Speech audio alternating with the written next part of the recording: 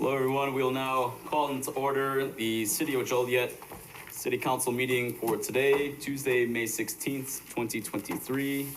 Presiding Mayor Terry Darcy. We'll begin here with roll call.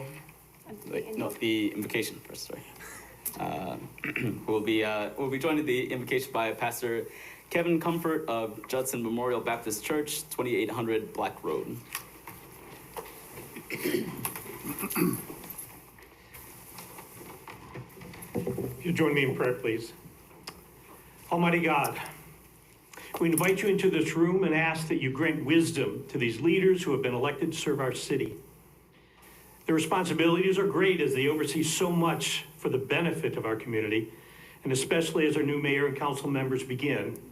We want to ask you to be their guide as they administrate the various aspects of our government and city functions, that you would be their strength to do what is right, that you would give them courage to do what is just, that you would grant them mercy in dealing with one another, that you would show them the way of kindness in working with the citizens of Joliet as each person shares their opinions and ideas, that you would enable them joy in the midst of their service and peace in working together.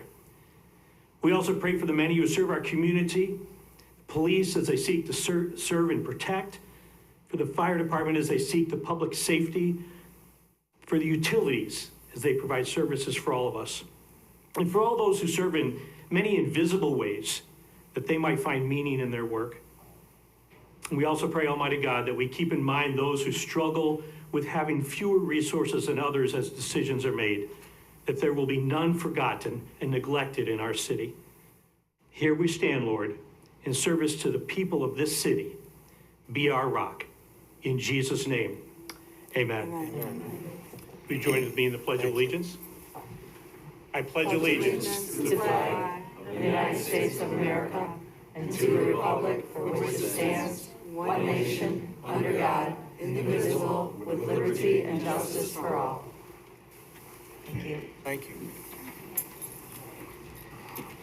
We'll begin with roll call. Mayor Darcy. Here. Councilman Cardenas. Here. Councilman Clement. Here. Councilman Guerrero. Here. Councilman Hug. Here. Councilwoman Ibarra. Here. Councilman Mudrin. Here. Councilwoman Quillman. Here. Councilwoman Reardon. Here. First on the agenda this evening is a presentation, Historic Preservation Projects Update.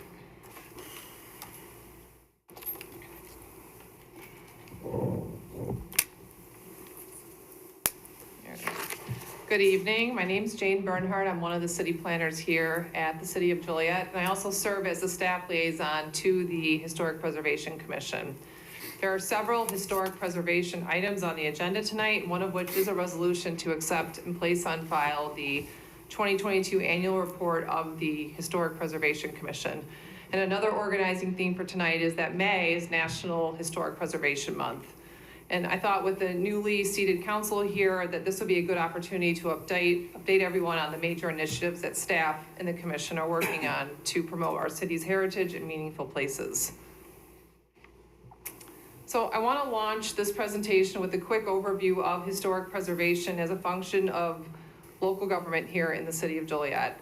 The City Council in 1990 determined it was necessary to preserve buildings, structures, and sites of historical and architectural significance, noting that these buildings, structures, and sites are important cultural, educational, and economic assets of the City of Joliet, and the character of the neighborhoods in which they are located should not be lost through inappropriate expansion, alteration, or change of use or appearance.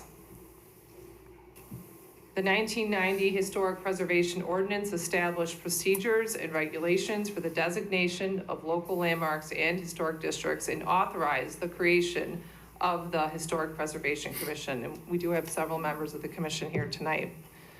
There are two properties on the agenda this evening for which the property owners are seeking local historic designation. The first is this Romanesque Revival style church at 212 Richard Street. It was designed by well-known local architect G. Julian Barnes. It was completed in 1891 as the Richard Street Methodist Church.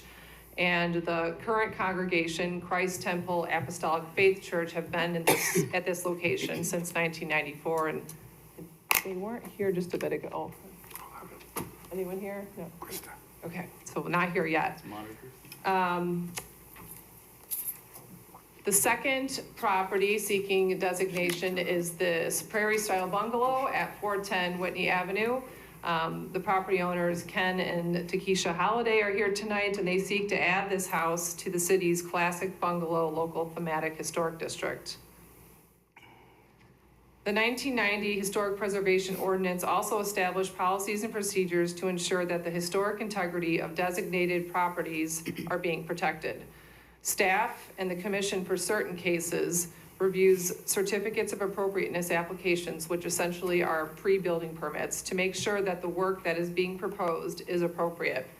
And as an example here on the screen, staff in the building and planning division have been working with the Patrick Haley Mansion after their fire, which is a local historic landmark, and the commission recently reviewed their dormer expansion project at their last meeting.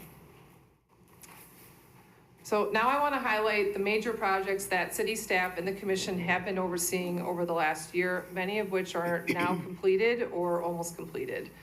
But before I do this, I do want to point out that the city of Joliet, by having a qualified historic preservation commission, an effective historic preservation ordinance, and a system for which the survey and inventory of local resources is conducted, the city of Joliet has been certified by the state of Illinois as a certified local government, which makes the city eligible for state and federal preservation-related grant funding. And case in point is their first project. This is the Joliet Railroad Museum in Union Depot Tower. The city received a state grant in 2019 to establish a museum on Joliet's railroad history in the former Union Depot Switch Tower, which is now located within Gateway Center. And in partnership with the Joliet Area Historical Museum, we've recently completed phase 1 of this project, and we did just secure another grant from Tourism DCEO funding, grant funding, to help complete the final phase. And we do hope that the space will be open to the public in the early fall. The completion of this historic resources database was another successful state grant-funded project. This database can be accessed from the Historic Preservation webpage, which is on the city's website.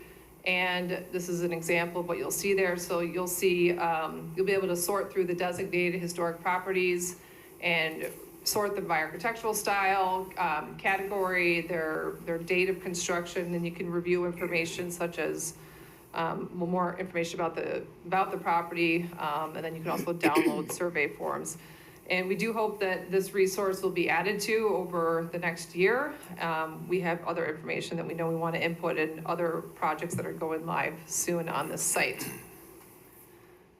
Also newly available on the Historic Preservation webpage is the St. John's Neighborhood Historic Resources Survey Final Report, the project maps, and then the 600+ survey forms that are for all the properties within this neighborhood. The Design Guidelines Manual for Historic Residential and Commercial Properties is also a new resource on the city's Historic Preservation webpage on the city's website. The manual provides guidance and design direction, as well as outlines best practices for maintaining your historic property. The Illinois State Penitentiary / Old Joliet Prison National Register Historic District project is also nearing completion. This project is being funded through the National Park Service. Future listing of this prison on the National Register will open up more opportunities for state and federal and nonprofit grant funding, as well as enable the prison property to qualify for state and federal historic tax credits to help with the very much needed ongoing stabilization work. Listing will also support economic development efforts by the city and our partners by generating more interest in this site, and thus hoping to draw more visitor spending into the surrounding neighborhoods. And then finally, the information generated from this nomination will help to further enhance interpretation at this site. Another project nearing completion is the Downtown Joliet National Register Historic District. The primary purpose of this designation is to enable the use of state and federal historic tax credits for qualified rehabilitation projects for developers who wish to use them. And then last thing, we do take an opportunity in May to highlight how our diverse distinctive and historic buildings, structures, and neighborhoods really do play an important role in our overall efforts to maintain an interesting, vibrant, and authentic Joliet. And we do this through our Places Matter Facebook social media campaign, and it's something that I know I personally really enjoy working on every May. So hopefully you've taken the time to see some of these and enjoyed these posts. And then that's it tonight. I want to thank you for allowing me to give you a really brief update of the city's preservation projects that staff and the commissioners have been working on, and I would be happy to answer any questions tonight or at another time as well. Oh, and Ms. Coleman, Councilwoman Coleman, wanted me to remind you all that unrelated, but the Neighborhood Hero Award program is open. We have a call for nominations out right now, so that's a city-sponsored project with Project Acclaim. I think the nominations are due the second week in June, so we'll be doing more promotion about that as well. And how do they contact you? Well, they can contact me here at the city or Project Acclaim's email, which is projectacclaim@gmail.com. Thanks, Jane. Yeah. Thank you, Jane. A lot of great work there. Thank Appreciate you. it. Okay. Next, the Joliet Public Library will present on Star Wars Day.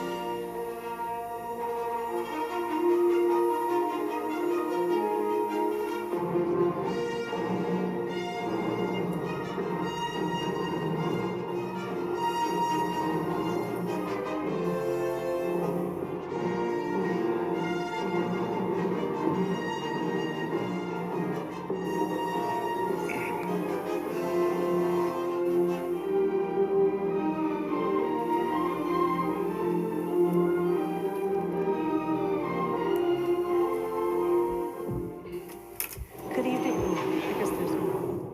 Sorry. Okay, I guess that's it. Good evening, Mayor and City Council members. I think we let Chewbacca speak for the library tonight when we wish to invite each and every one of you to come out to our 12th annual Star Wars Day on June 3rd and hope for good weather because it's going to be a very big event and we're excited to see each one of you there. So thank you. Thank you. Next is a proclamation honoring Ken and Irene Odorizzi for their dedication to preserving the history of the former Planensek Grocery and Meat Market at 1314 Elizabeth Street.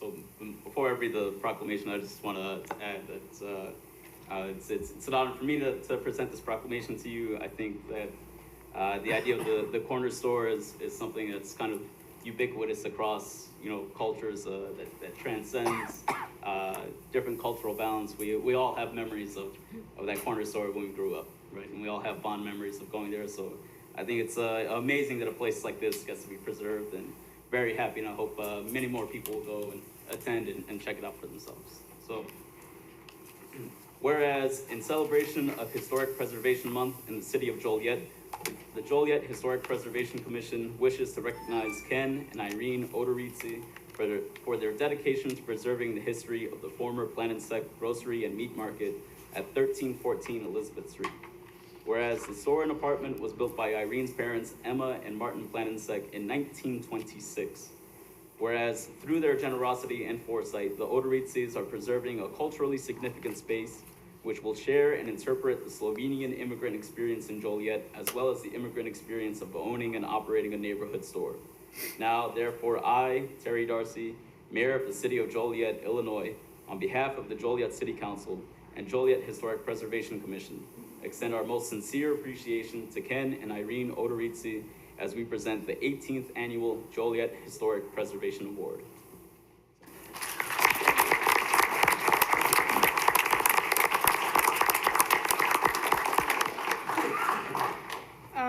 I just want to say, my name's Kaylee Lowry. I'm with the Joliet Area Historic Museum, and I'm accepting this on behalf of Ken and Irene.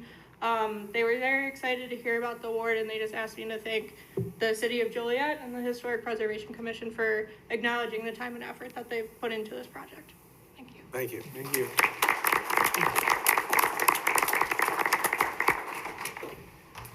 Next is a proclamation honoring the Joliet Public Library for the sensitive interior and exterior preservation work performed during the 2021-2022 renovation project.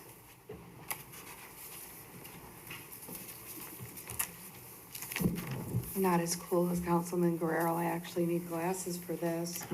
This is my great honor to give this proclamation. Whereas in celebration of Historic Preservation Month in the City of Joliet, the Joliet Historic Preservation Commission wishes to recognize the Joliet Public Library for the sensitive interior and exterior preservation work of the Ottawa Street Branch Library performed during the 2021-2022 renovation project. Whereas the Ottawa Street Branch of the Joliet Public Library was purpose-built as the first permanent public library building for the people of Joliet, constructed between 1902 and 1903 at 150 North Ottawa Street. It is the only surviving Joliet limestone building in the downtown area built after 1900. Whereas the library was designed by Daniel H. Burnham and Company, it was one of only a few buildings designed by Burnham's firm in Joliet. It is one of a remarkably few number of libraries known to be designed by the firm, and its Jacobean style is distinctly different from the others. Whereas the renovation project, dubbed the Project Burnham, modernizes the library and its services while faithfully maintaining the original design of the Daniel H. Burnham and Company. The Ottawa Street branch of the Joliet Public Library is now more radiant and useful.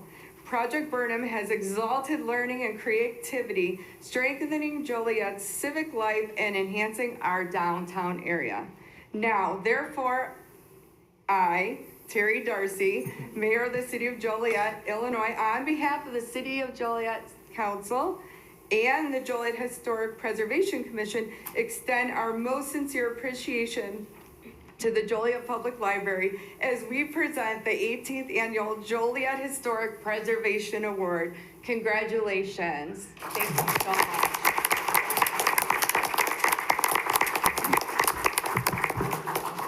Very large. Oh, hey, Jim, you want to come and hold this for me? Good job. Thank you. All right. Good evening again, Mayor and City Council members. On behalf of Joliet Public Library, I am so honored to accept the Historic Preservation Award for Project Burnham. Thank you to the Historic Preservation Commission for your recognition, especially since you put us through our paces prior to this event. And rightly so. We had in our hands one of the most historic and iconic buildings in the downtown Joliet, one of only 2 public libraries designed by Daniel Burnham. Our goal was to preserve the historic nature of the Burnham side of the building while creating a space that was inviting and useful for the modern patrons throughout. My mantra during the entire process was, if Daniel put it there, it stays there. We are so grateful to our clever and creative architects, Enberg Anderson, and in particular, Sean Kelly, who is here with us tonight. There's Sean. None of this would have been possible without the support of City Council, who voted to sell bonds for the project, and of course, our champion, Senator Pat McGuire, who's also here tonight, who secured a state grant to pay back those bonds. Not only that, he nominated Project Burnham for this award, making us even more indebted to the senator. As you have heard me say many times, we wanted to turn an ugly duckling back into a beautiful swan. This award validates our efforts, and the library board and staff are very gratified to receive it. Thank you so much.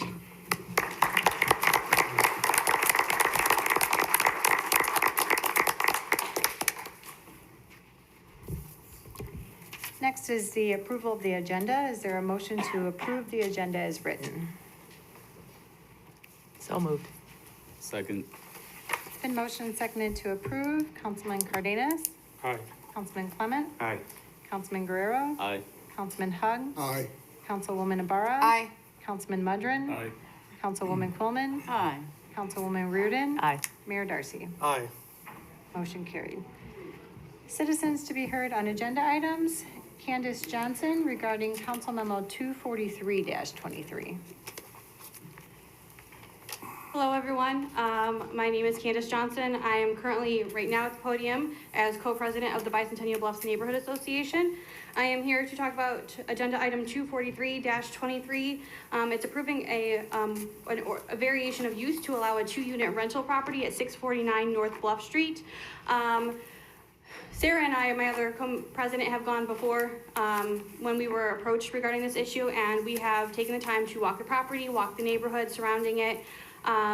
We have talked to neighbors. We have also gone and talked to city employees, including neighborhood services, to make sure that we were making a very sound and reliable decision. And we wanted to make sure that you guys are aware that we were in support of this being a 2-unit in our neighborhood. So I didn't know if anybody had any questions, but that's what I wanted to say. Thank you. Thank you. Is there anyone else that would like to speak on an agenda item this evening?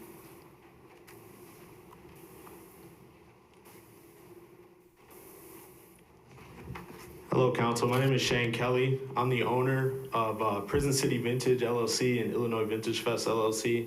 I'm speaking on behalf of 240-23 to approve a special use permit for 70 North Chicago Street for my business, Prison City Vintage. I'm coming forward today as a business owner to open my business, Prison City Vintage, in 70 North Chicago Street in the Barber Building. Prison City Vintage is a vintage clothing shop that sells garments, curated sourced from the early 1900s all the way to the 2000s, heavy focus on the 1970s to the 2000s. We're currently located in Crest Hill, and with the hope that you guys approve the special use permit, I hope to move into my dream spot in downtown Joliet. I've been a Joliet resident since 2005 and just recently purchased my home on Waverly Place less than a week ago in the city that I love. I remember growing up here and coming to downtown Joliet, exploring with not too much to do. I want to bring more young people downtown, customers, professionals, and of course, like-minded people to transform the way people view our city center. I know that we're on the right track with the addition of the Internode, who just recently opened, the Juncture, Richardson's, and of course, Audiophils, who's been doing it for quite a while. I offer a lot of flexibility as a business in downtown that we don't have currently. One, we're open every day, 363 days a year. Sometimes when I go out in downtown Joliet at night, there's not anybody open, nothing that I can patronize. So I'm hoping with us being open a little bit later that we can grab some people who get out of work. Number two, we carry more than just vintage clothing. We're working on carrying and expanding our items, including antiques, vintage furniture, formal wear for, of course, the city and all of the constituents.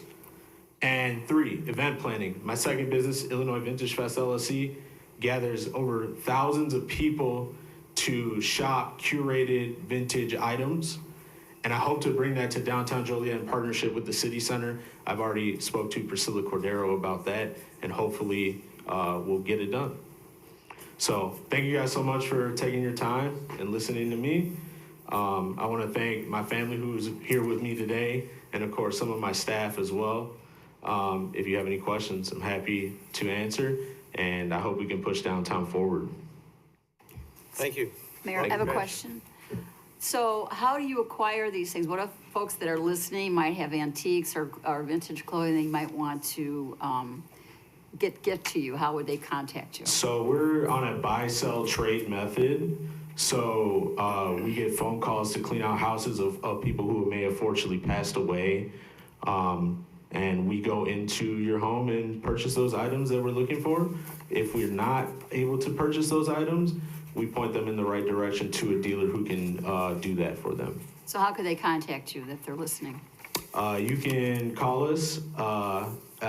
I don't know the number off the top of my head. I'm sorry. Okay, try to get you some business. Or you can email us at prisoncityvtg@gmail.com or visit our website, prisoncityvintage.com. That's easy. Okay. Thank you. Good luck. Thank you very much. Thank you. Anyone else that would like to speak on an agenda item? Seeing none, we'll move on to appointments. Tonight, the mayor is recommending John Stefanski be appointed to the Board of Fire and Police Commissioners, replacing Rosa Hernandez. Is there a motion to approve? So moved. Second. It's been motioned and seconded to approve. Councilman Clement? Aye.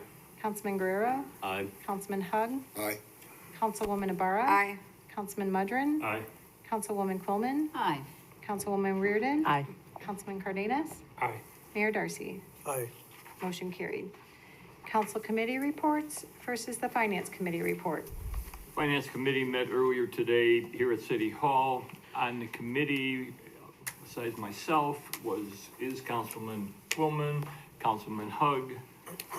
We had a report, a very short report, but a very positive report on income. The general fund is projected to run about $5 million above what was expected.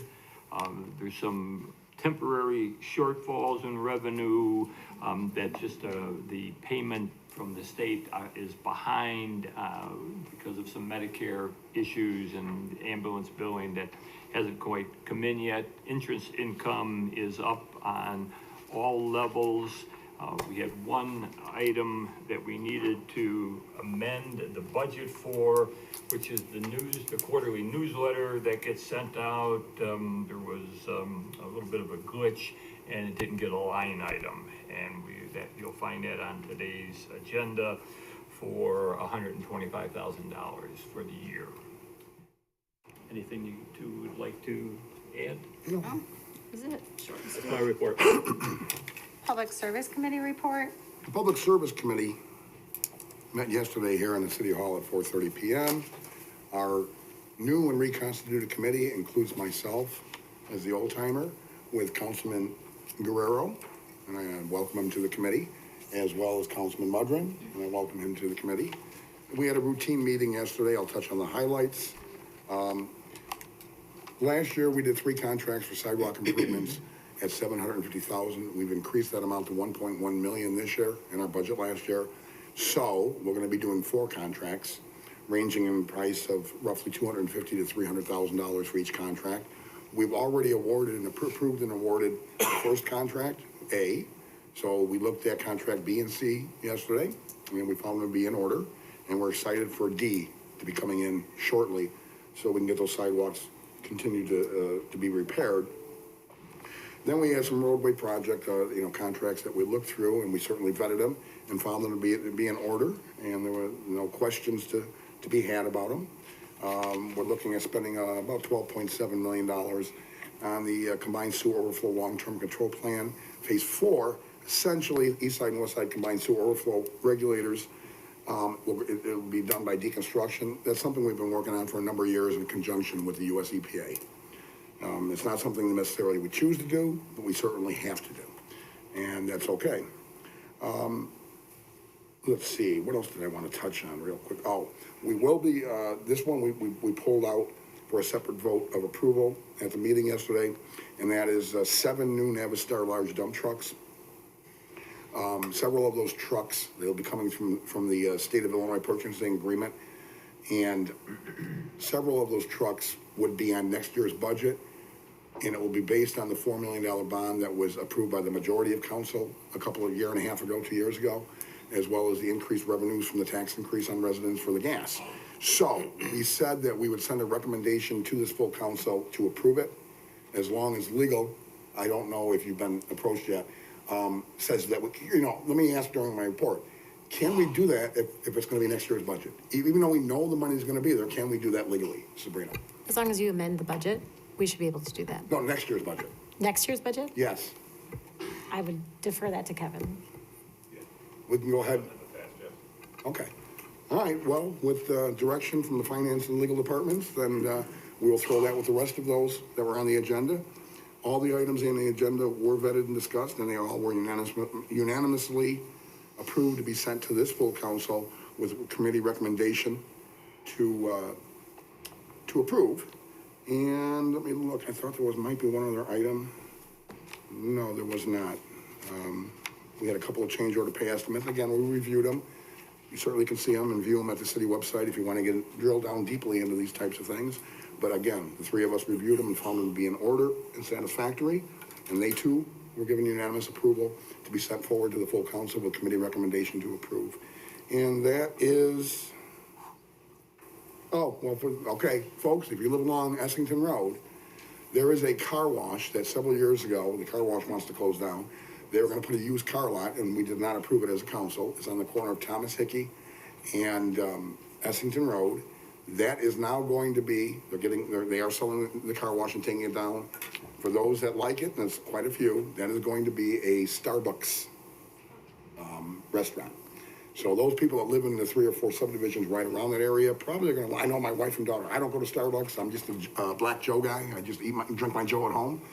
But my wife and my daughter, they like their little pumpkin, whatever, this, that, and the other foofies. You know, I find it difficult to order something called Grande when it's small, so I don't understand the concept. But it is exciting news for the many people who like it. And so we did look at and recommended approval for their drive-through permit. One other item we did look at, and this has to do with the North Point project, or East Gate as some people refer to it.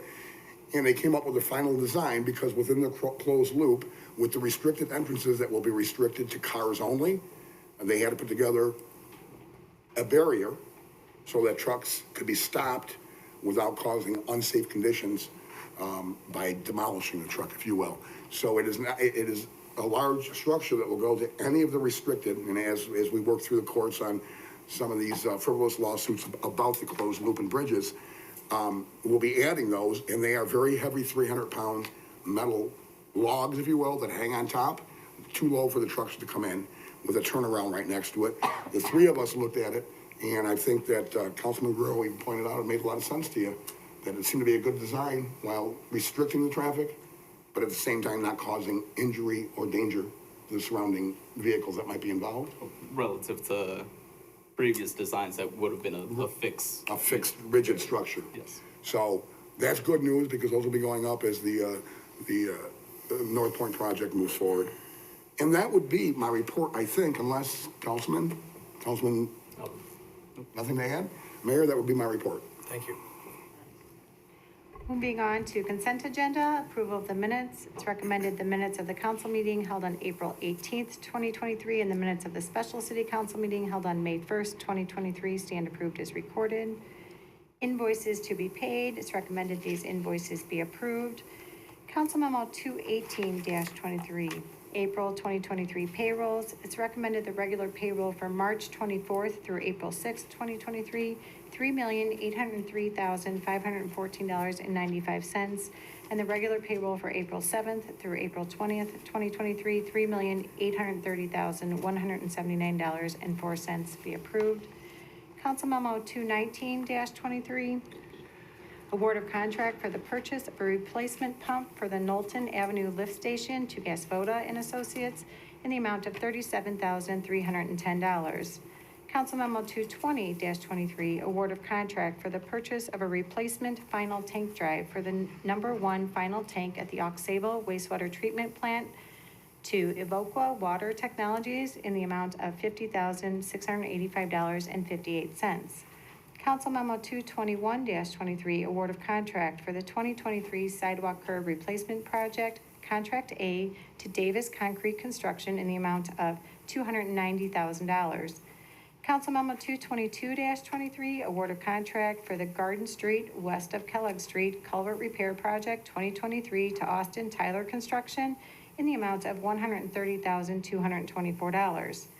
Council Memo 223-23, award of contract for the 2023 sanitary sewer cleaning and inspection program to National Power Rotting Corp. in the amount of $717,260.25. Council Memo 224-23, award of contract to Xerox for printer replacement in the amount of $269,684.50. Council Memo 225-23, award of contract for sidewalk vault improvements, 16 West Van Buren Street and 79 North Chicago Street to Lindblad Construction in the amount of $745,191.70. Council Memo 226-23, award of contract for the emergency roof replacement at the East Side Wastewater Treatment Plant to Crowther Roofing and Sheet Metal in the amount of $54,000. Council Memo 227-23, professional services agreement for the Phase 3 engineering services for the Chicago Street Sidewalk Vault Contract 1 to Civil Tech Engineering in the amount of $69,353. Council Memo 228-23, purchase of 2 Harley-Davidson motorcycles from Fox River Harley-Davidson in the amount of $56,688.76. Council Memo 229-23, purchase of 2 combination backhoe loaders for public utilities from Altifer Industries in the amount of $330,000. Council Memo 230-23, approve installation for new lighting and drop ceilings at Fire Station 4 and Fire Station 7 to R. Birdie Building Solutions for a combined total of $57,545. Council Memo 231-23, payment for the 2023 membership dues for the Lower DuPage River Watershed Group in the amount of $27,140.62. It's recommended Council Memos 219-23 through 231-23 be approved. Mayor? I have a question. Can we get clarification? I'm just very curious. For the award of contract for a Xerox printer at $270,000, is that a single printer or is that a number of different printers? That's 29. 29 printers? Okay, thank you. All right, that makes me feel a lot better. Is there a motion to approve all said consent agenda items? Motion. Second. Been motioned and seconded to approve. Councilman Guerrero? Aye. Councilman Hugg? Aye. Councilwoman Ibarra? Aye. Councilman Mudrin? Aye. Councilwoman Quillman? Aye. Councilwoman Reardon? Aye. Councilman Cardenas? Aye. Councilman Clement? Aye. Mayor Darcy? Aye. Motion carried.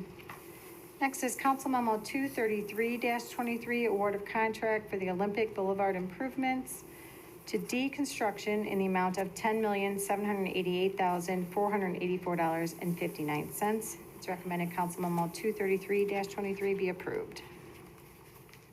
So moved. Second. Been motioned and seconded to approve. Councilman Hugg? Aye. Councilwoman Ibarra? Aye. Councilman Mudrin? Aye. Councilwoman Quillman? Aye. Councilwoman Reardon? Aye. Councilman Cardenas? Aye. Councilman Clement? Aye. Councilman Guerrero? Aye. Mayor Darcy? Aye. Motion carried. Moving on, under public hearings, Council Memo 235-23, a public hearing for an ordinance approving a vacation of a .155 acre portion of Page Avenue. This is a public hearing, so comments would be in order at this time.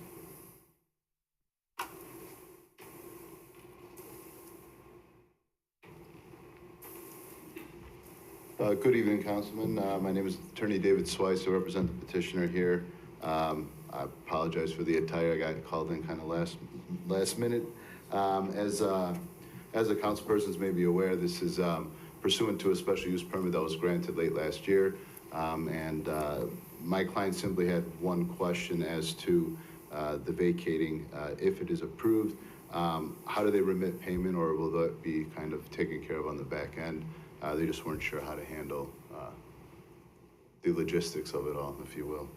But beyond that, we do hope that the council approves the petition. And if there's any questions, happy to answer them. Can someone answer his question? Oh, yeah, we'll get in contact with you how to make Okay, payment. very So, good. we want to make sure the city gets our funds, so. I don't worry certainly about would it. assume so. Okay. Thank you. Thank you. Is there anyone else that would like to speak during the public hearing? Seeing none, let the record show the hearing is now closed. Is there a motion to approve Council Memo 235-23, an ordinance approving a vacation of a .155 acre portion of Page Avenue? Move to approve. Second. Been motion seconded to approve. Councilwoman Ibarra? Aye. Councilman Mudrin? Aye. Councilwoman Quillman? Aye. Councilwoman Reardon? Aye. Councilman Cardenas? Aye. Councilman Clement? Aye. Councilman Guerrero? Aye. Councilman Hug? Aye. Mayor Darcy? Aye. Motion carried. Next is Council Memo 236-23, a public hearing for a resolution approving an annexation agreement for annexation of 8.81 acres located at 18204 Northwest Frontage Road. Staff is recommending this item be tabled to the June 20th council meeting. Is there a motion to table? Sure. What's the reason for the tabling? Yeah, it is, we would like to review, the provision for public utility, drainage easements and fire hydrant coverage to the subject property. Thank you. So that's the reason we're asking it to be tabled. Is there a motion to table Council Memo 236-23 to the June 20th council meeting? So moved. Second. Been motioned and seconded. Councilman Mudrin? Aye. Councilwoman Quillman? Aye. Councilwoman Reardon? Aye. Councilman Cardenas? Aye. Councilman Clement? Aye. Councilman Guerrero? Aye. Councilman Hug? Aye. Councilwoman Ibarra? Aye. Mayor Darcy? Aye.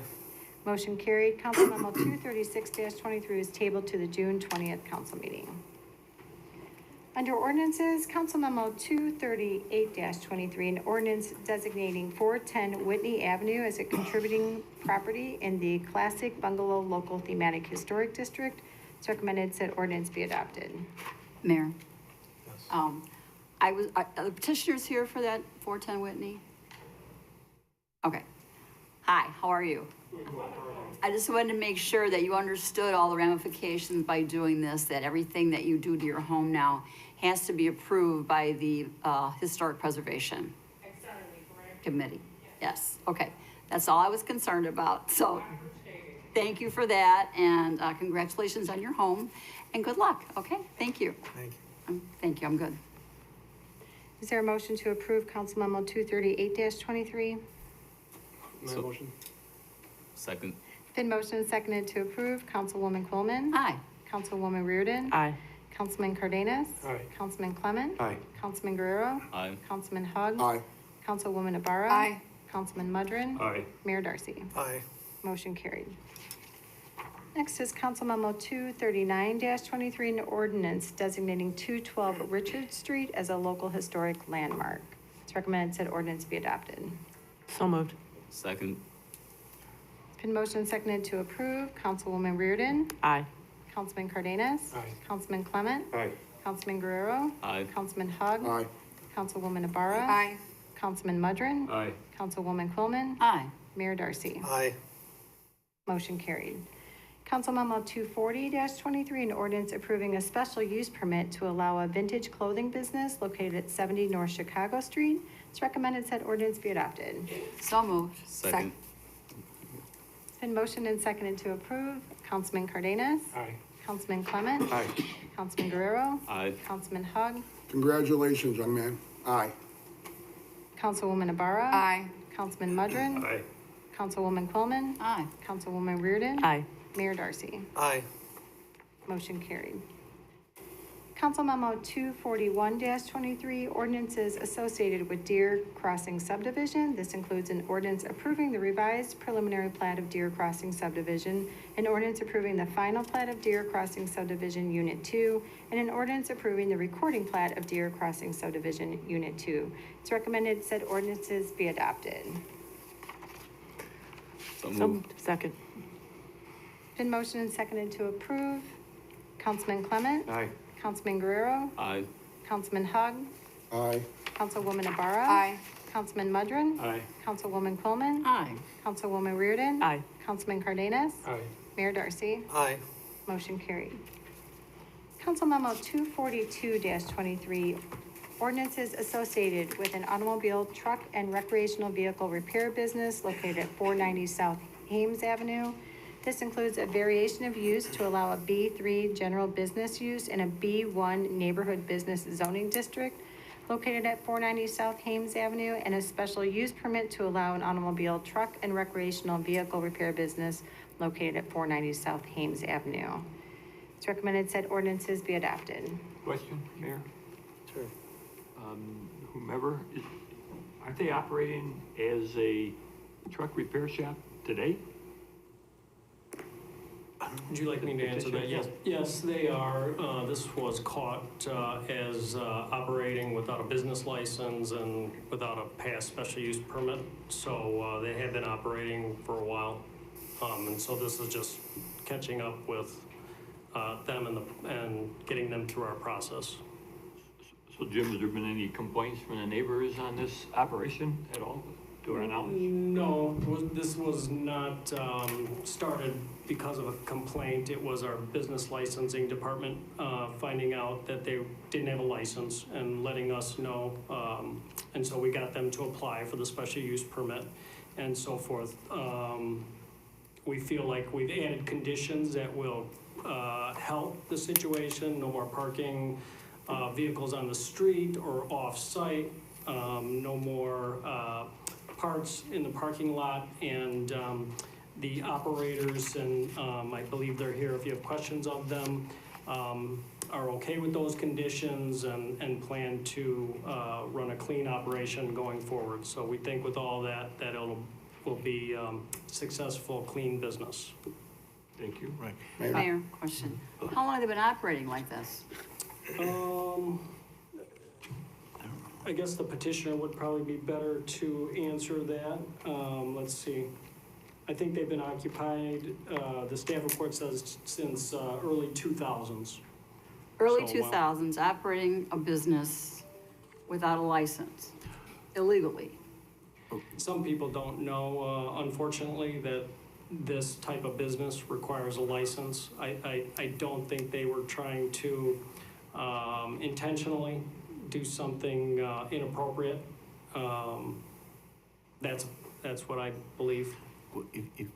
If I might jump in, Councilwoman, this is why we added that one person last year, and this is the work of that one person finding this particular one, and also getting businesses who were operating without licenses to start to get licenses and pay their fees.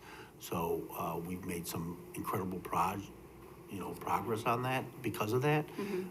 We continue to move forward with that and to make sure that the people are having business licenses and making sure that they're paying their fees to the city. And have we fined this business? I don't believe that they were fined, no. We wanted to bring them into compliance, I believe. Well, they should be charged with some fines for operating that long, and then we have to have somebody go out there and hire somebody to go out there and tell them they're illegal. Right? I mean, there should be fines. I'm sorry, I can't support that. Mayor, I would like to hear an explanation of how it was, nearly 15 years that they operated from the petitioner, if they would come up.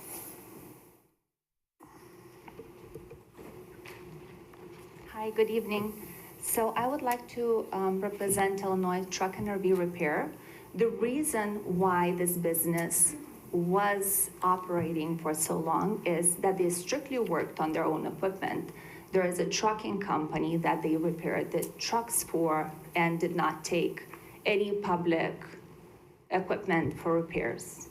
And that's the reason. We were contacted by the Joliet, lady by the name Dawn contacted us, and we did explain the situation to her.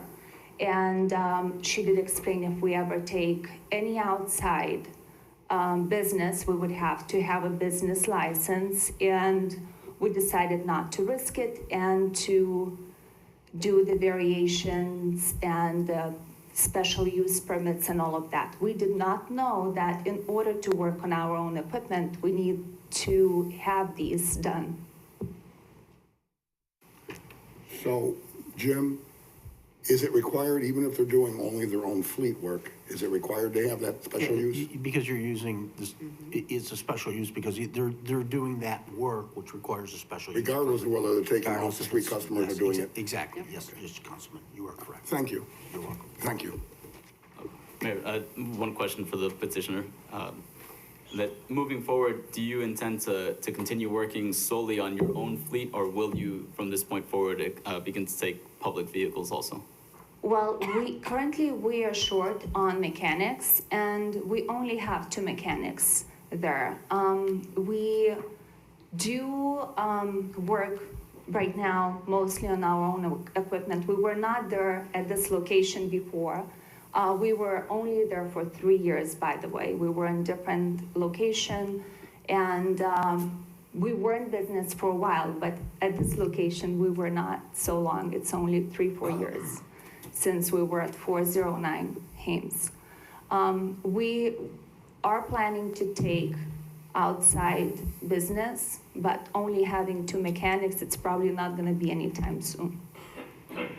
Can I ask one question? Sure.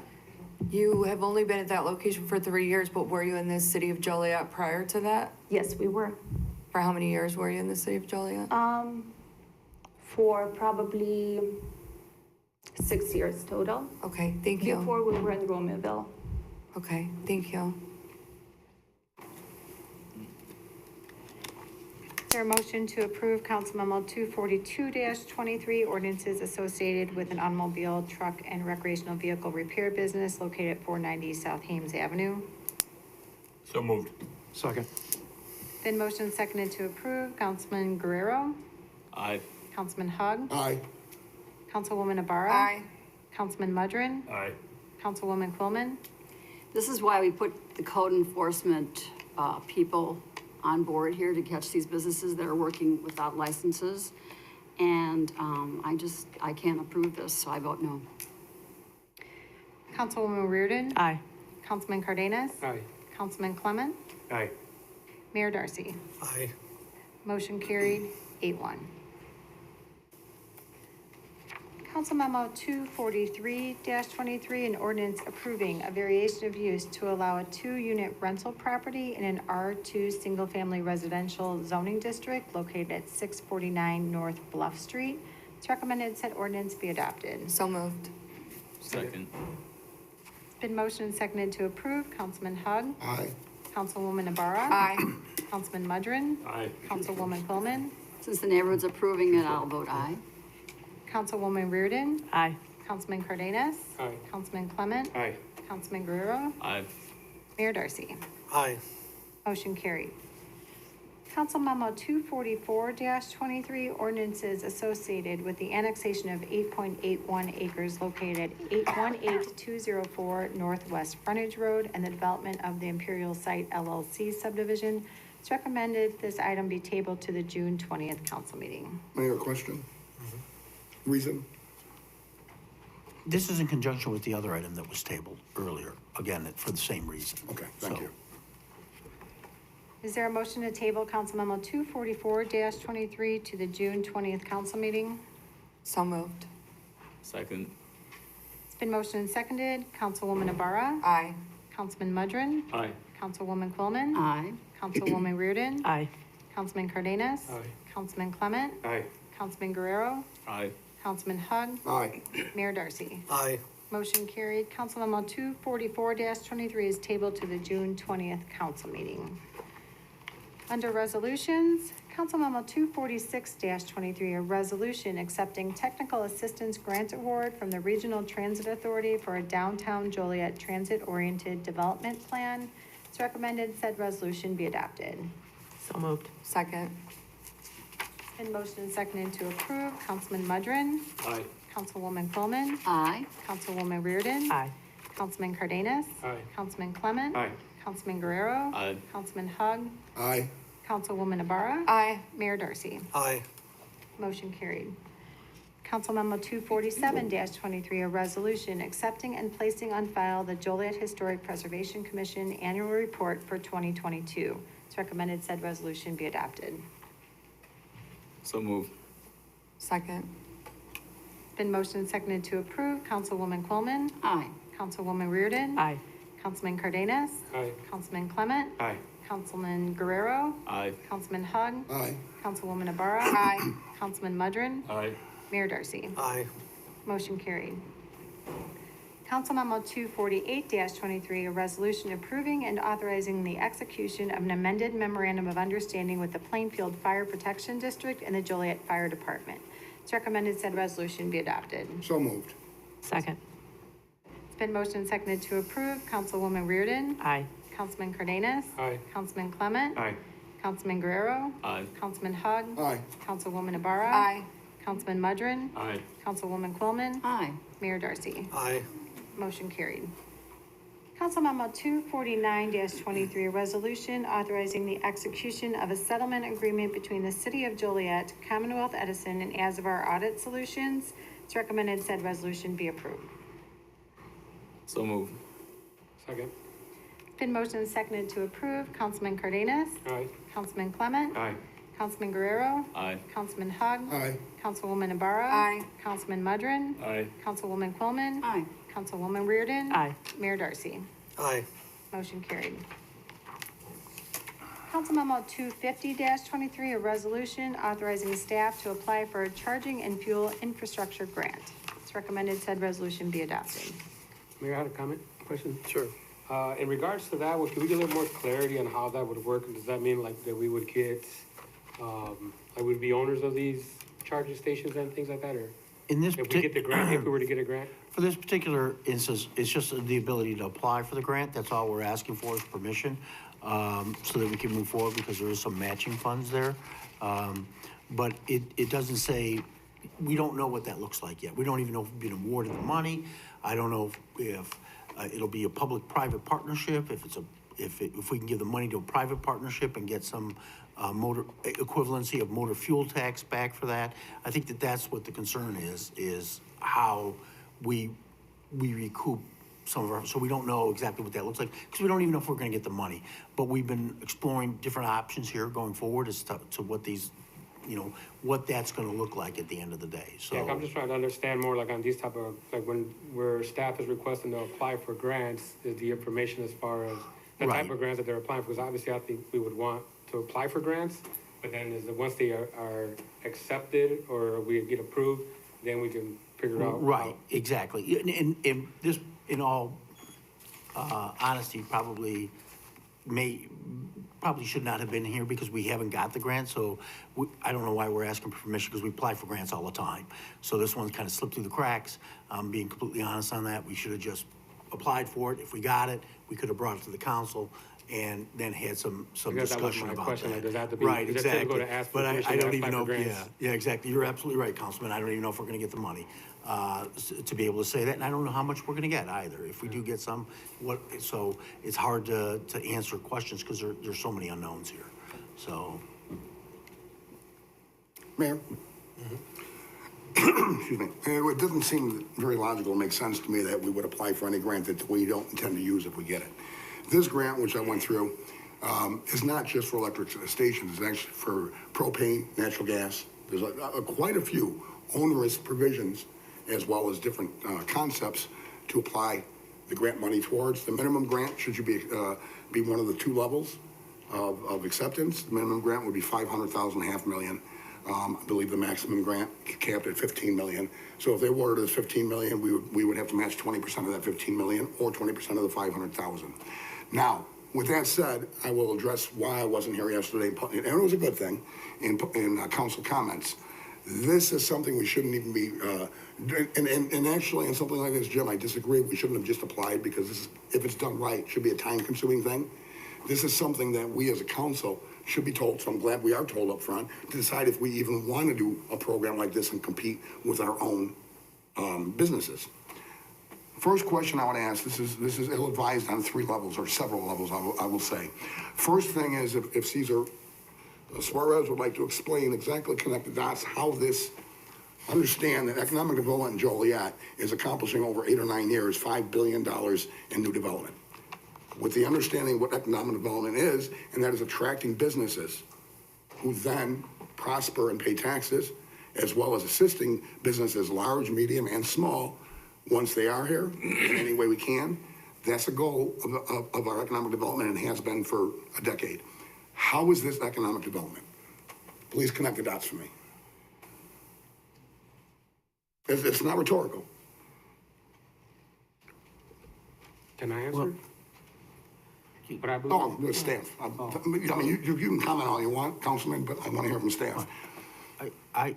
If I may, Councilman, I think that it brings economic development in that it makes Joliet a place where people can come and get their cars charged.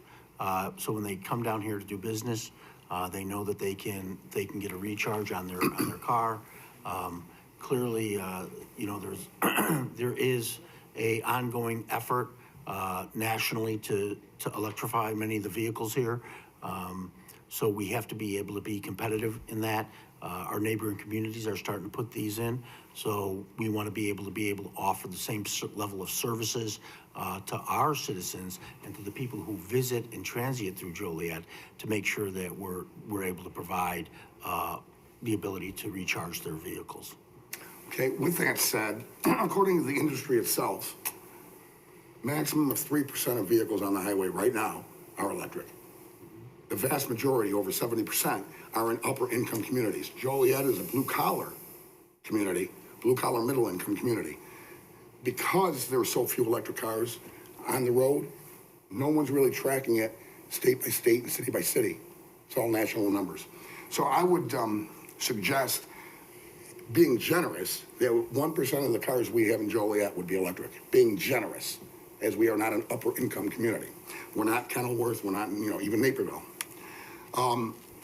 With that said, with roughly 54,000 households in the Department of Transportation establishing that 1.9 cars are in each of the households on a nationwide average, we'll use that number.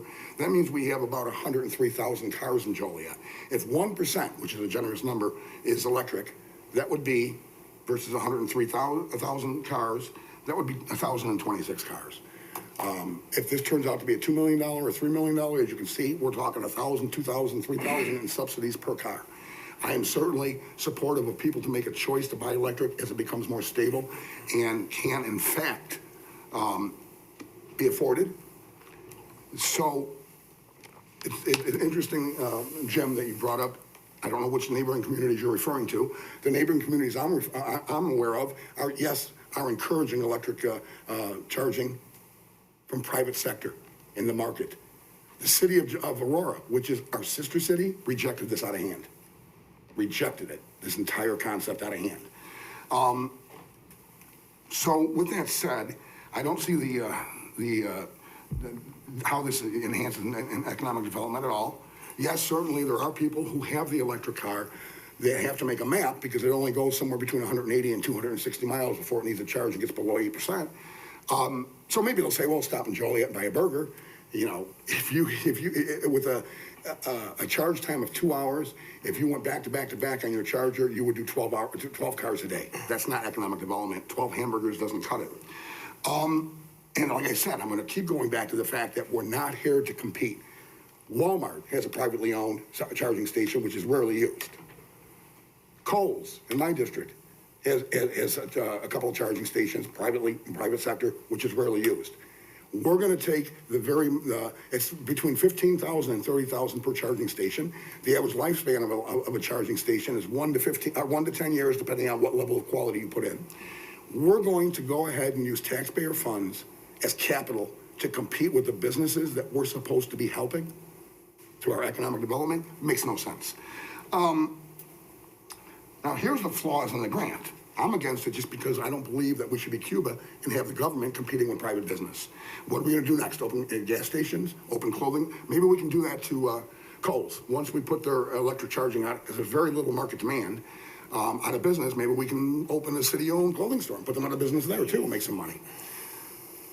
So on principle and on philosophy, I'm against it, and I think most Jolietans are, because we are not here to be socialist. We are not here to compete with our own businesses.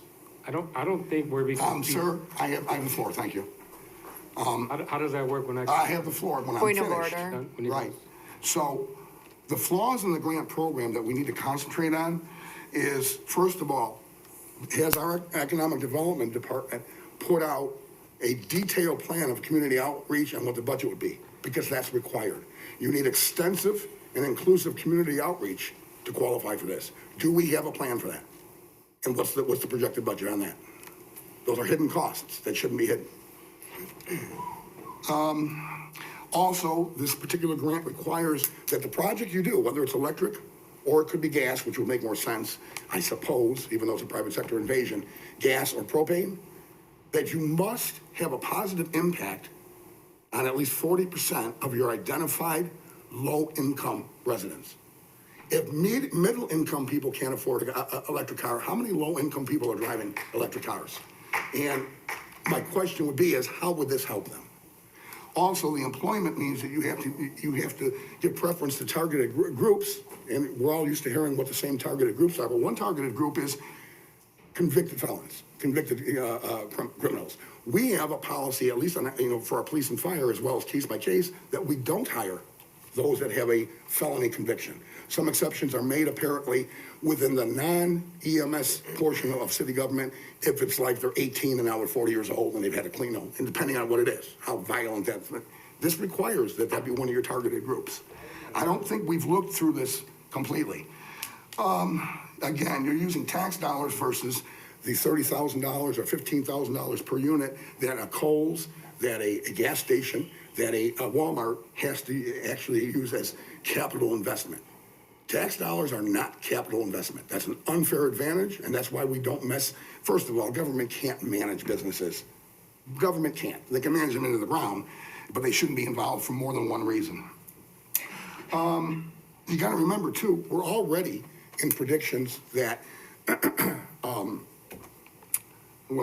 lithium-ion batteries are going to be on the way out. I am no great brain here, but in my research, was able to find out there's a finite amount of lithium in this country. We have one lithium in Arizona mine in the United States. There's 80, according to the very people and people that support the concept of lithium-ion battery electric cars, we have a total of roughly estimated 88 million tons of lithium worldwide. It's a finite supply. It does not reproduce any more than fossil fuels, of which 20 to 25% is accessible. To access the rest, to give you a concept here, it would be very expensive to access it, and a good portion of it, particularly in South America, would destroy pristine natural habitats. So that's something people have to think about.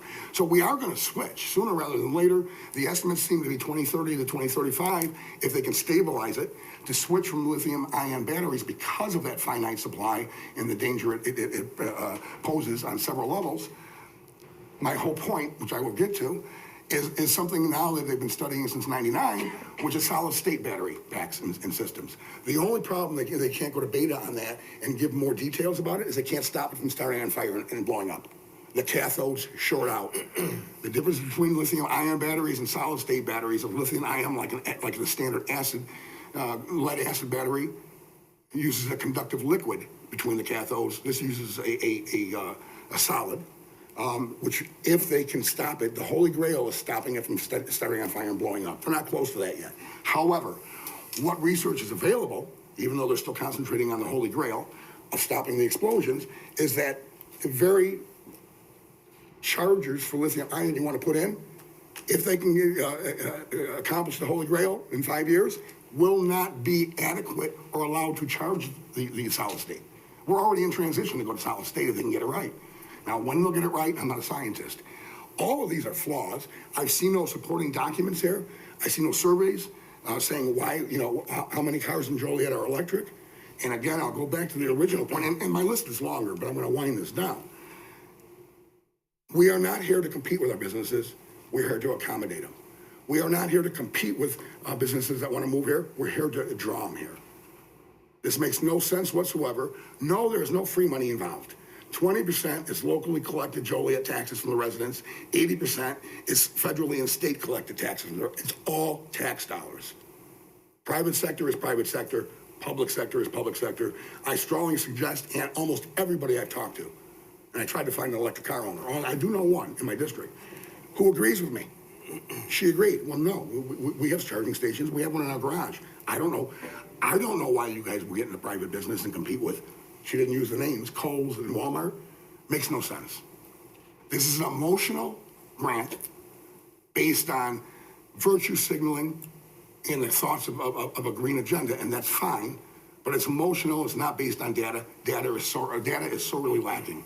I strongly suggest everyone reconsider this if they're even thinking about voting yes. Thank you. Councilman Hug, I want to ask you a question. In our legislative text 250-23D, strategically support Lion Electric's growth as they scale up manufacturing of school buses and mid-sized trucks. Did you vote for Lion Electric? Let me answer. You want me to answer your question? Mm-hmm. I just want to know if you voted for Lion Electric. Through incentives to stay out of the way and let them build it. Absolutely, build your business. That means including privately building, if they so choose, their charging stations to make money on. Nowhere in there did anybody vote to say, we're gonna put together state-owned charging stations for them. That's not in there. Okay. Mayor? Question? Sure. Jim, you did mention that there's a possibility of public-private partnerships in this grant.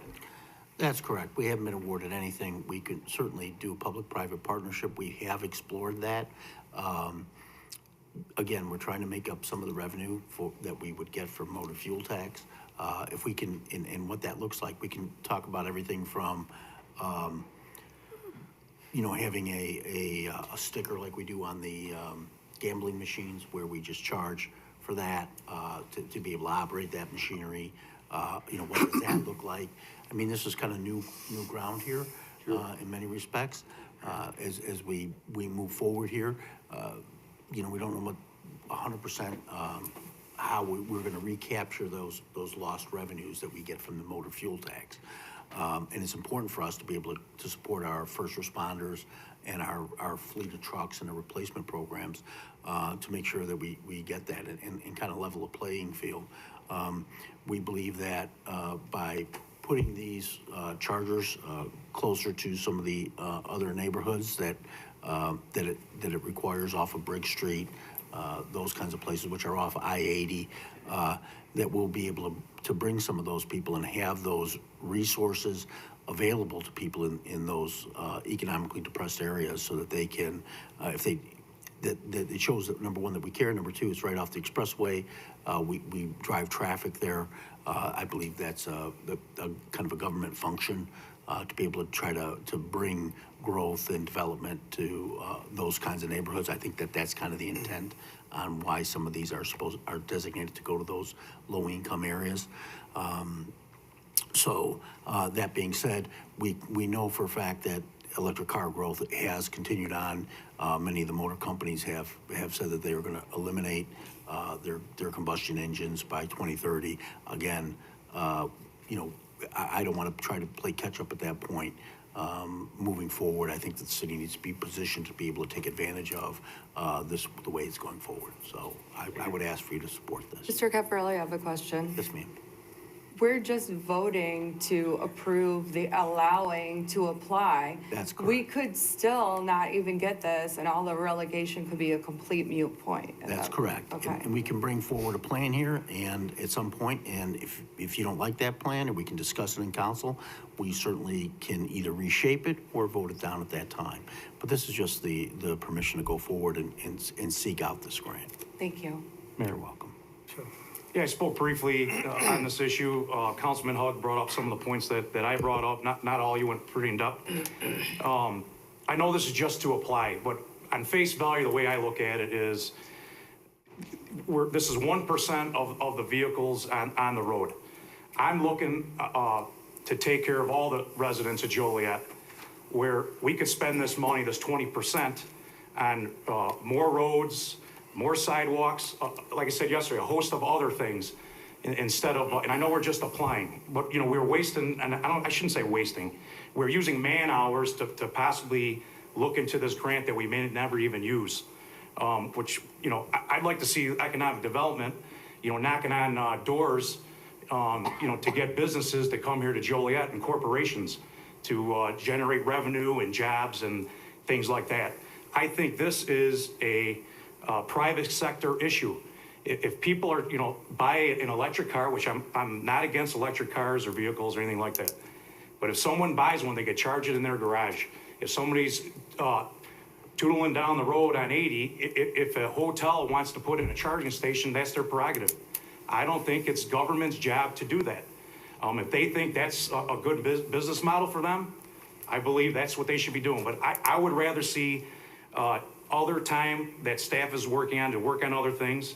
And I would like to see this 20%, whatever that number would be, to use use it for roads.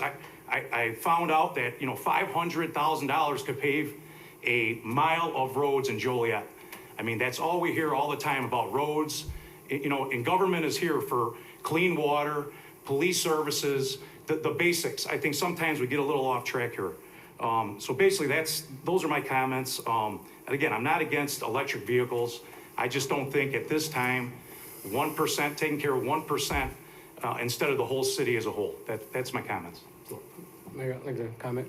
So yeah, I think when I was asking them that, as we're looking into, the future of Joliet and what does Joliet look like in the 10, 20 years, and we're talking about revitalizing our downtown Joliet, and we want people to attract and come to Joliet and attract businesses and possible corporations and offices, that we have to be, like we've said, we're looking at in 2030, electric vehicles being a big part of our lives now. And again, we did agree and have Lion Electric, the largest 1 million square foot warehouse building electric buses and trucks. So electric's not going anywhere, and we know that that's happening. So I think I see it, in my opinion, I see it as part of the economic development, because it's gonna attract more potential businesses, corporations, visitors. If we're trying to be a destination of the third largest city in Illinois, I do believe that we should encourage our staff to be looking at these potential grants to help us out, so we're not playing defense more or less down the road, figuring out, okay, now what do we do? Because we have a demand for electric vehicles, but we don't have anywhere they can charge to at least frequent our restaurants or businesses in the downtown or off the highways to be able to say to come down here. And that's just my comment on it. Mayor? Larry, can I weigh in a second? Oh, I didn't know you were going to. Hey, I'm going to. What we're asking to do here is develop a plan that could be partnered up with federal money. There's several $1 billion that are being handed out right now. And if we don't apply, how much do we get? Nothing. And when I hear that we can do this in a public-private partnership, and we go out to the restaurants, the Heroes and Legends, the hotels along Route 80 and I-55, major corridors in our country, and someone that's driving an electric car knows that you punch in your phone and it tells you what hotel has a charging station and what doesn't. So if Tinley's got them in all their hotels, they're gonna drive right by Joliet, because a level 2 charger that costs, I don't know, $900, I don't know how much the install is, will give you 30 miles for every hour charged. So when we talked about public-private partnership, let's just say that someone wants level 3 that's gonna be much more expensive. We asked that business if they would like that, and if we can take our cost, our 20% of that grant dollar, and say, pay us back, and then we'll help you put this in your business. It's basically funded by them and the government at 20 cents on the dollar to them. If you go out and ask them to put in a level 3 charger for $50,000, and you could say, we could do that for $10,000 because of this grant, you just have to reimburse us our grant expense, that's a good value for everybody, and it's not our problem, right? But I can tell you right now that the folks that drive electric cars know every couple hundred miles, they've got to go somewhere. Whether it's to have a burger, whether it's to stay overnight in a hotel that they know that, like you charge your iPhone every night, when you get up in the morning, your phone's ready and it's full to go for the day. So if we decide that Joliet doesn't want to be progressive enough to allow people, and we're the crossroads of the whole country, and we decide that we don't really think anybody that is not from Joliet should charge their car in our city, then that's the decision that we're looking at. And I'm not sure if batteries are going to be here in 5 years or 10 years, but I can tell you this, they're coming, and they're coming fast. And if we don't apply for this and we get 0, 2 years from now, we might have our businesses say, well, geez, it's going to cost us a lot of money to put these in. We would do them a disservice if we don't offer this option to them. I've sent some information to Caesar regarding a couple of different companies that have projections and ideas on how to do this. So if we don't want to look, to try and create revenue and try and make it for our residents, which right now I would agree, we aren't ready for that. But if we can help the businesses along the parameters of our highways have a vectoring point to where that guy's phone says, you don't have to go to Tinley, you can stay here, you don't have to go anywhere else. We can attract those people that stay in our hotels eat in our restaurants, and provide that service for them. But it's coming. It's not, yeah, there's 1% right now, but they're talking about 9 million cars in the next 5 years being sold as electric vehicles. There's 18 million gas cars sold right now. It's coming at us. There's mandates by the federal government that we aren't going to get around. So I don't know how much work it's going to be to fill out this grant, but we do need an electrification plan. And I think this is the time to take a look at this from a global perspective. And it's going to cost us a little bit of staff time, but I really do believe we're putting our head in the sand if we decide that we shouldn't investigate electrifying areas of our community. Mayor? Since I'm the one that started the conversation, number one, the hotels in Tinley Park, if they do exist, as anywhere, I'm all for them putting in electric charging there because they pay for it. That's private sector. It's the market that gets the private sector motivated to do this, not jammed down the throat with tax dollars, okay? Number two, there is no provision. I don't know who has or has not read all 68 pages of this grant. There is no provision for public-private partnership. The only private involvement that is expressed in this grant is you could contract both ahead of time or after you install them. You can contract with a private company to manage the maintenance, to install and manage the maintenance. There is no public-private partnership. This is one of the provisions nobody seems to be aware of. It is such a municipal asset that you can't tell this to private sector, should you put it in the interstate easements, you can't charge. Now, we're not going to do that if we do this. I mean, if you guys do this, but you can't charge. So you got to be careful where you put it. It's not about whether or not the market's going to demand an increase in these, just as they did demand an increase in gasoline fueling stations from 1917 to 2023. It's the private market that should do it, not us. So no, there is no public-private partnership in there. There is no catch-up, Jim. There's no catch-up. The market catches itself up. The market, not government force, not jamming things down people's throats, not invade. So a couple of you said we want to attract businesses to compete with us. Not true. Putting up these things instead of letting the private sector respond to the market as should be in a free and market society, they're going to amount to very little. Mayor, I respectfully disagree with you. There's no company that's going to say, oh, Joliet doesn't own 10 or 20 or 30 electric. I'm not going to put my company in. That's not true. That's just simply not true. They're not going to leave money on the table depending on what their industry is. It's all about, I showed the flaws only because for those that even think they should go down this path and invade private sector with public dollars, it's already flawed. It's already a flawed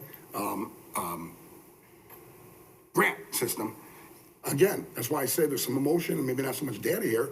When people are talking about, well, down the road we can investigate public, not under this grant, you can't. You got to read it. You got to read the entire 68 pages to understand it. And even then, your head is spinning when you're done because it is the federal government. No, there is no room for this. This is completely tax dollars being used for government, public government, to invade the private sector and to compete with the very people we're trying to attract here to do business. And that's wrong. Mayor, there's been a point brought up about this idea that only 1% of the vehicles out on in the public today are electric vehicles, and that only the upper class or upper middle class can afford to have electric vehicles. Supposing that is true, I want those people to come to Joliet, and I want them to spend money here in Joliet, because if you can afford to purchase an electric vehicle at this point in the market, when you come and stop by a city, you spend more money than just buying a hamburger. You go eat at steakhouses, you drink at cocktail lounges, you stay at upscale hotels, and you're committing purchases that are more than a Big Mac. Further, I would say that the idea of putting in electric charging stations is far from anything even remotely close to socialism, as was mentioned earlier. I think that's a stretch of the imagination. And I would point our attention to just earlier in this meeting when Council Memo 233-23, we approved over $10 million for roadway improvements. I wouldn't consider that to be socialism. I think that's an investment in infrastructure that is creating conditions necessary for economic development in the same way that implementing an electric charging infrastructure is looking forward to the economic development 10 years down the road. I don't see how that would be any different from the roadway improvements that we just spent $10 million in doing. If you, and I know it's directed at me, and I appreciate that and respect it, I'll answer that, because we own the roads. That's what a city owns, roads. We needed, and they got set behind on the east side with the new El Giro, right? Should we open a grocery store that's owned by the city? No, we attracted private business to meet that market need, and we succeeded. You are a new member of the Economic Development Committee, Councilman? I'm not. And that's the other season. Pardon? Okay, my mistake. Yeah, you're public service. I'm sorry. You are. And our job is not to compete with businesses, to attract them. If there's money to be made, this whole pie in the sky thing, there is nobody who's got a high seven-figure income and owns the highest, the most expensive, as you referred to, a Tesla is going to say, hey, I was going to go up to Chicago. I'm going to Joliet. They got 6 chargers. It can't happen. I know, right? They're going to come here if they want to gamble at the casino, if they want to go to the Rialto, and then private sector will. We should encourage private sector. If this grant was an incentive to private sector to do it, I might consider it more seriously. It's not.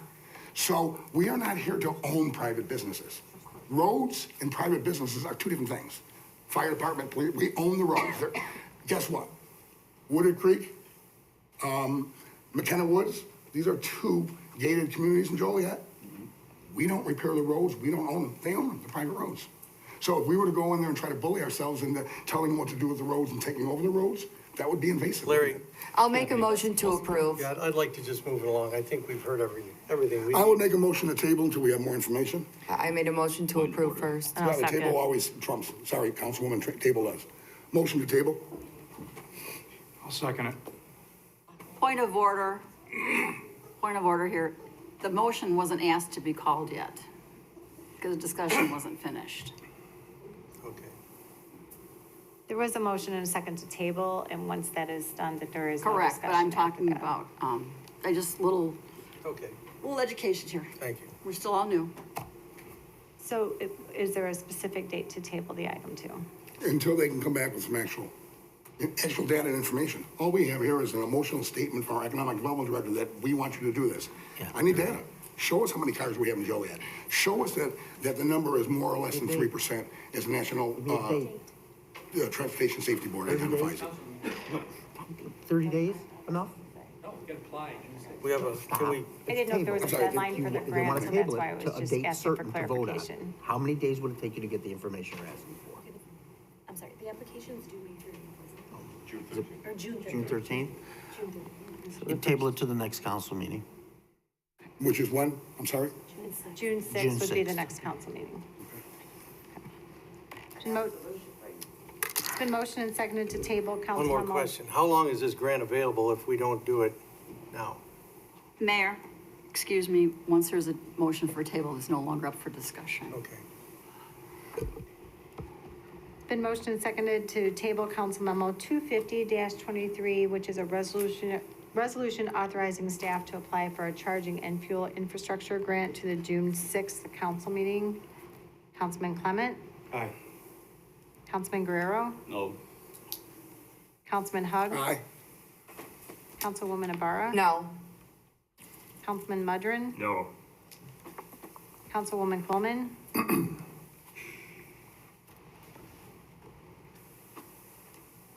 No. Councilwoman Reardon? No. Councilman Cardenas? No. Mayor Darcy? No. Motion failed. So I'll make a motion to approve. Second.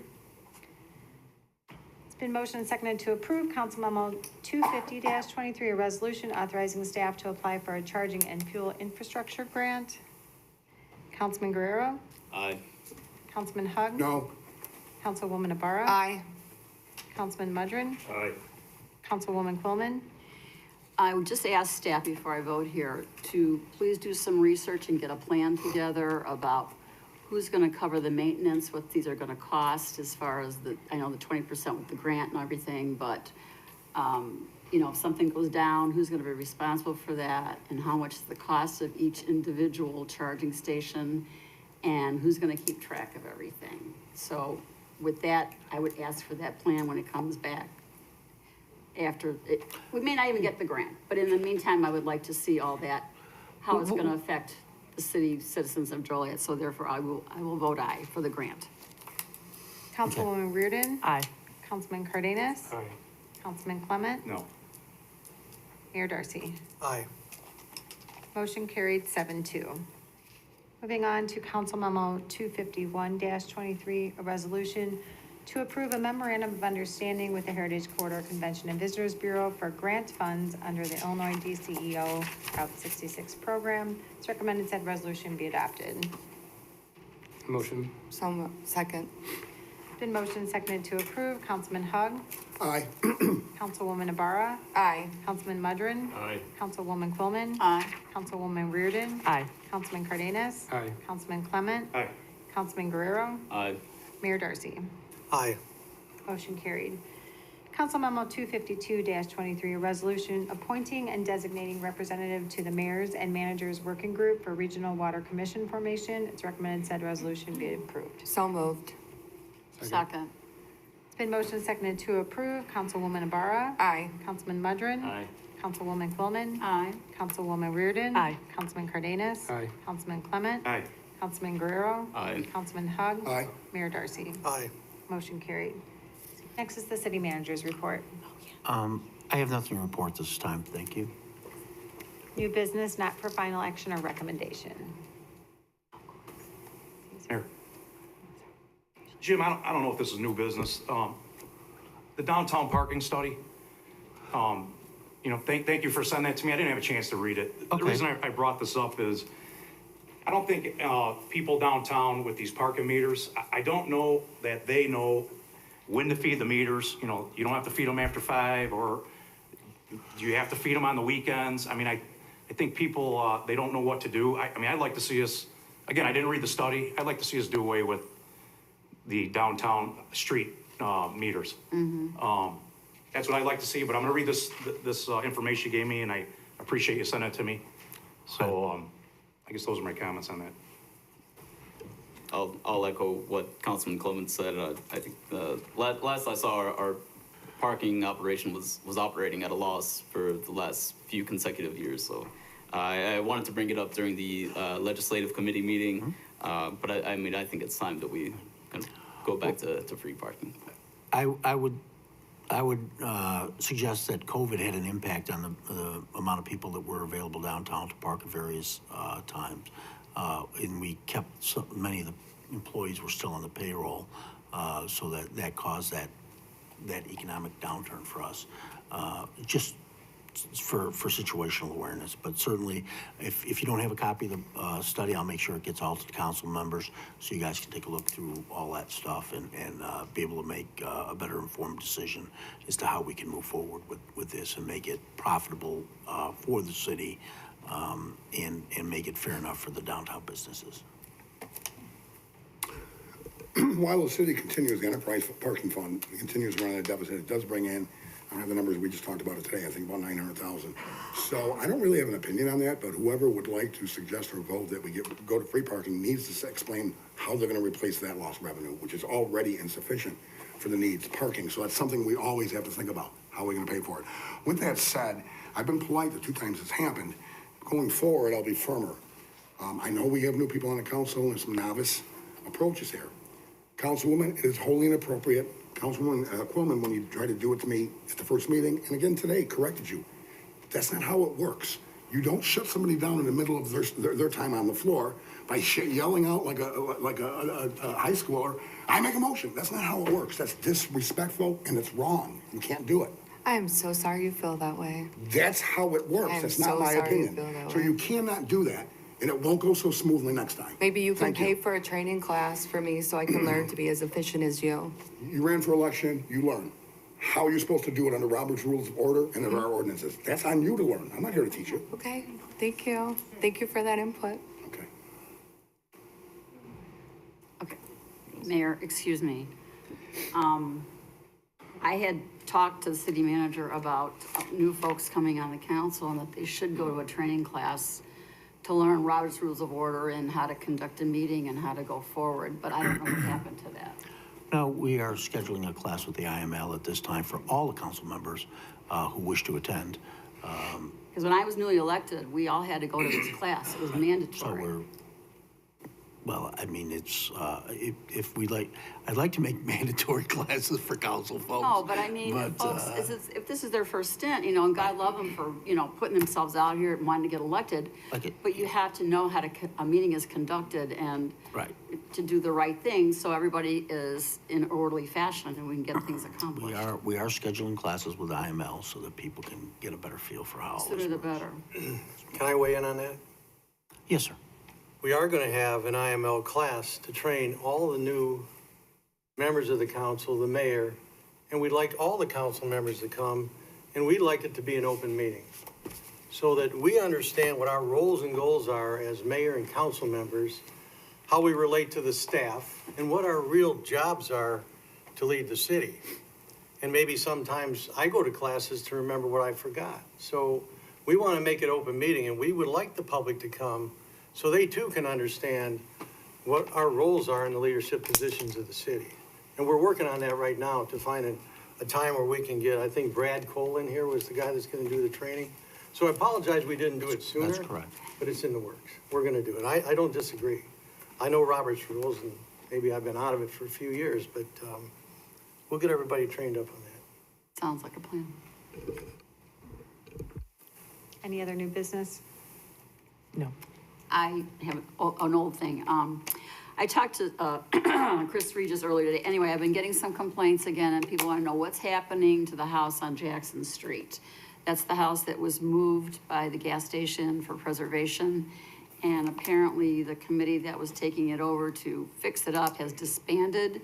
But I guess there's some new information. Sabrina, would you like to Yes. answer, please? They are currently vetting an individual who's approached them. He has a traveling exhibit with respect to African American Military Museum, which he would like a permanent home for. So they are currently vetting him in terms of his resources and his ability to put that exhibit in that location. So we are waiting to hear back from Ms. Vasco.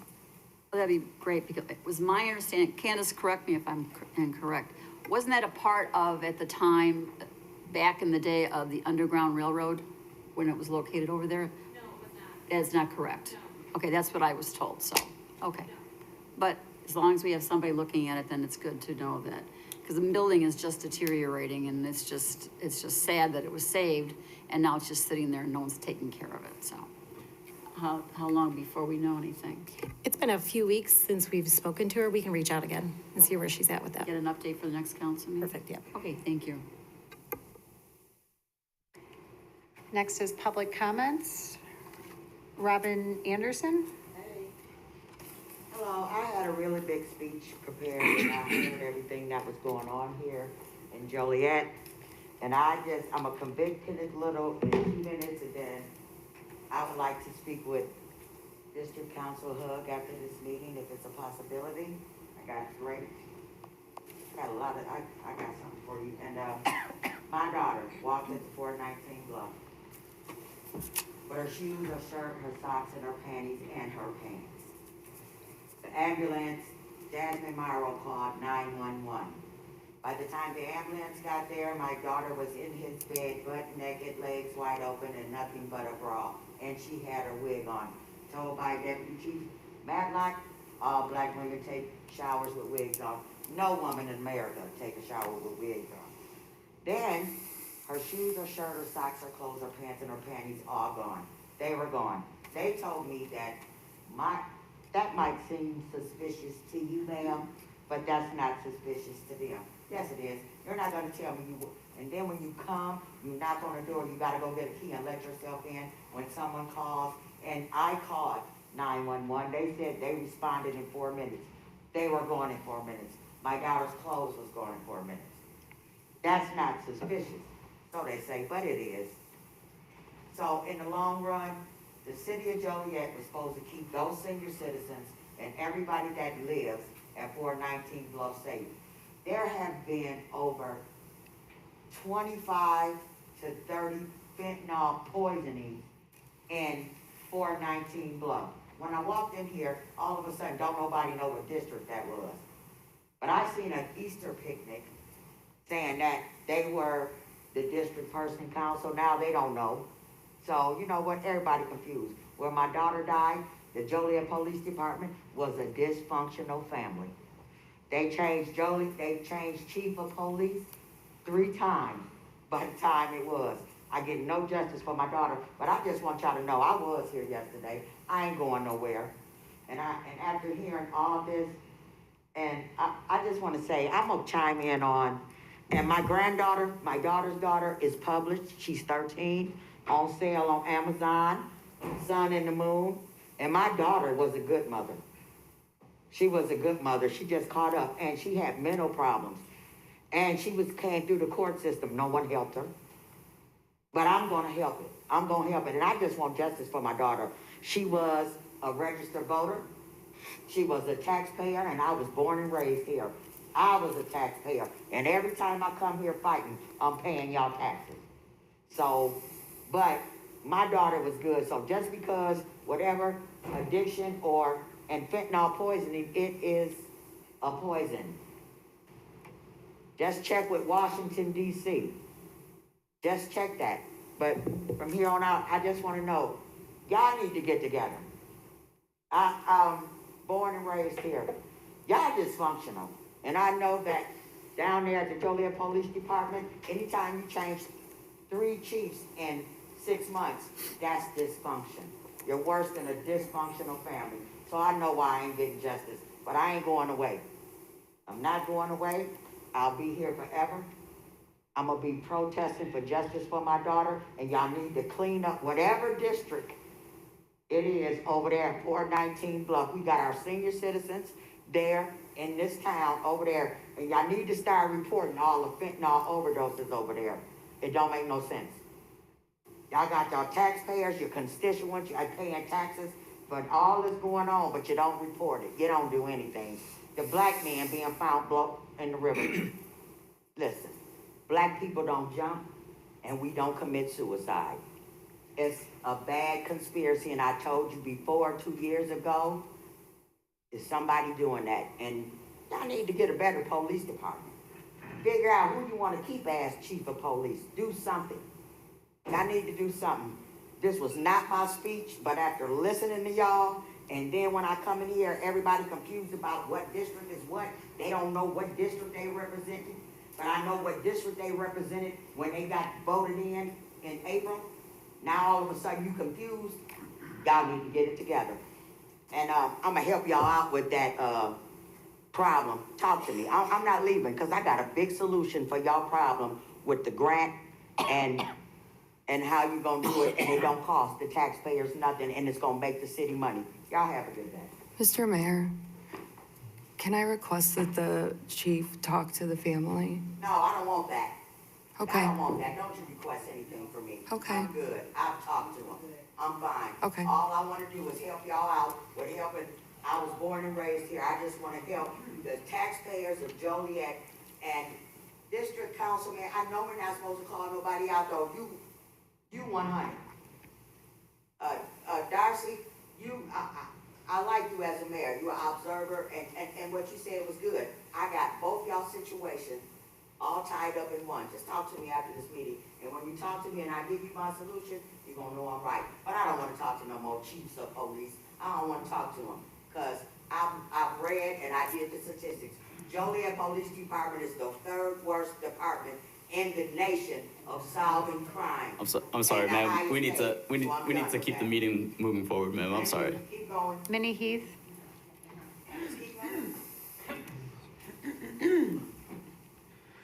Hello, I was here yesterday.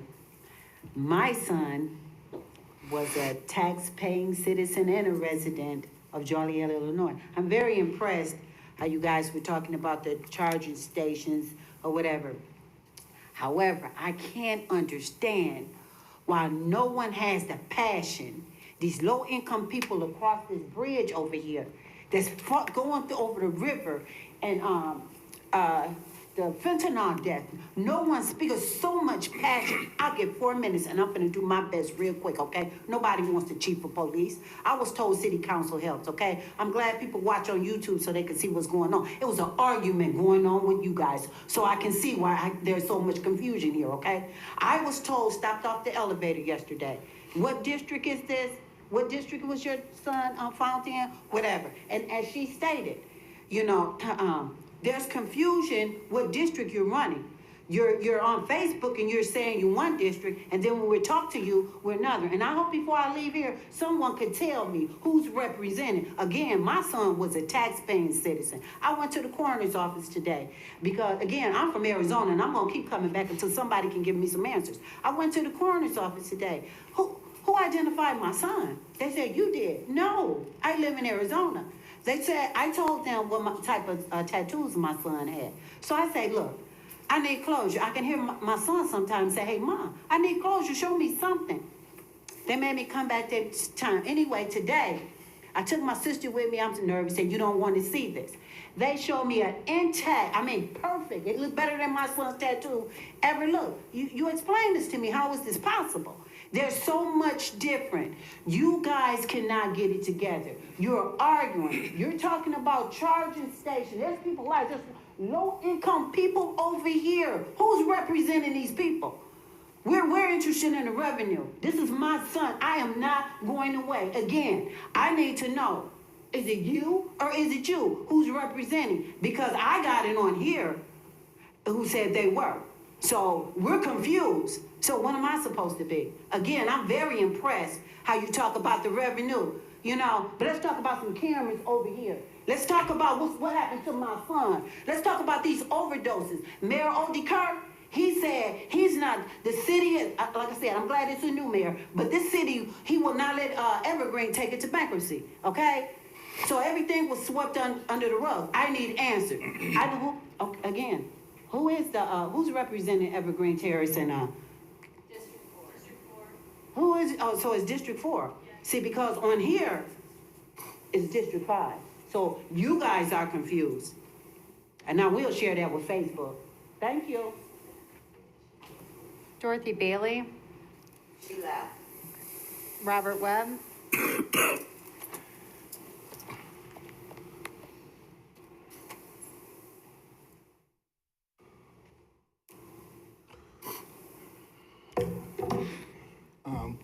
Councilman, administrative staff, security, fellow community members, on behalf of the SCPAC Research Study Group, I extend you all our greetings of peace and friendship. The reason why I'm here today, and I'm not here to stroke anybody's ego with a bunch of false flattery and make anybody feel good. I'm here to state some facts. During the Schultz, Mesrith, and Thanis regime, there was a move to cut down on the population in District 4 and District 5, since they said it was a density problem. So it was a move to downzone multifamily houses to single-family houses. I'm pretty sure Jan Quillman remembers that she was here during that time. And neighborhood services was regularly out inspecting houses. Many times, you know, I went over to the Will County Courthouse, sitting in the area courtroom where they do forced entry detainer. A number of people came in and was complaining about the police and went to the landlord and told him if he didn't evict them, that they was gonna put some pressure on them to have their house closed down. Well, at any rate, after that downzoning multifamily houses to single-family houses, allegedly to cut down on the density, which caused a group of people who happened to be Christians, but they weren't of the Catholic faith, moved out that particular area, District 4 and District 5. All right. Once that was accomplished, then another group of individuals were able to move in that very same area, but they just happened to be of the Catholic sectarian belief, who have moved in multi-families in these houses that was down zone, so-called to cut down on the density, which has created a much more density problem than the density problem that existed when city came up with this down zone and multifamily houses to single-family houses. Now, I had mentioned the other day about the oath of office, about supporting the Constitution and the laws of the United States, one of which is Title 42, Section 1982 and 1981. 1981 deals with the right to make and enforce contracts, sue, be party, give evidence, and the full and equal benefits of all laws and proceedings. 1982 deals with the right to hold, convey, sell, and real and personal property. Well, those individuals who had been systematically moved out of District 4 and 5 under the guise of cutting down on the density, their rights was violated at that particular time, unknown to them, right? So we hear so much about this reset. We're gonna reset. He said, how are we gonna restore these people to their former holdings of the land that they were systematically jacked out of? So since neighborhood services is no longer out doing what they did during that period of time, there's no real need for neighborhood services to exist. I never see them out in the areas where they were assigned during the period of time of the down zoning of multifamily houses, single-family houses, cut down on the density. So I think that either the finance committee should get together and figure out how we're gonna go about getting up enough money to compensate these people who were removed up out of that area for the loss of their properties that is now in the hands of another group of people who have moved multifamilies into that area, creating a much more density problem than it was when it was claimed to be a density problem. That's all I got to say. Put on your mind, and I'll be at the next finance committee meeting or legislative meeting to talk about some other things dealing with this need for a change in the form of city government that we have. Pat Mead.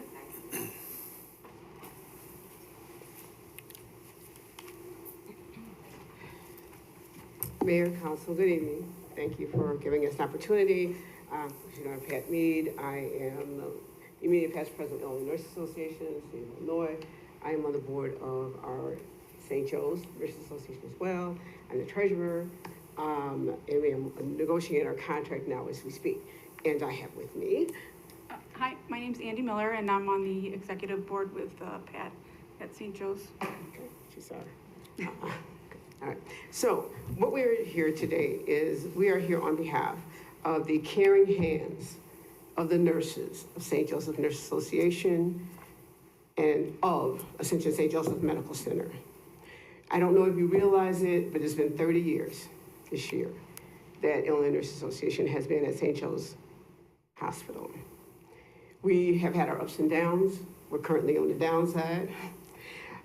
We are here to, there was a statement this evening that I heard, and it was about like, if you don't educate, then you don't know.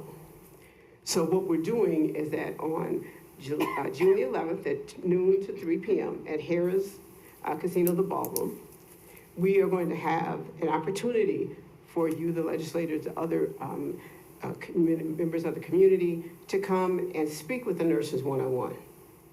Ask your questions. We want you to be informed. We want you to know what we're talking about.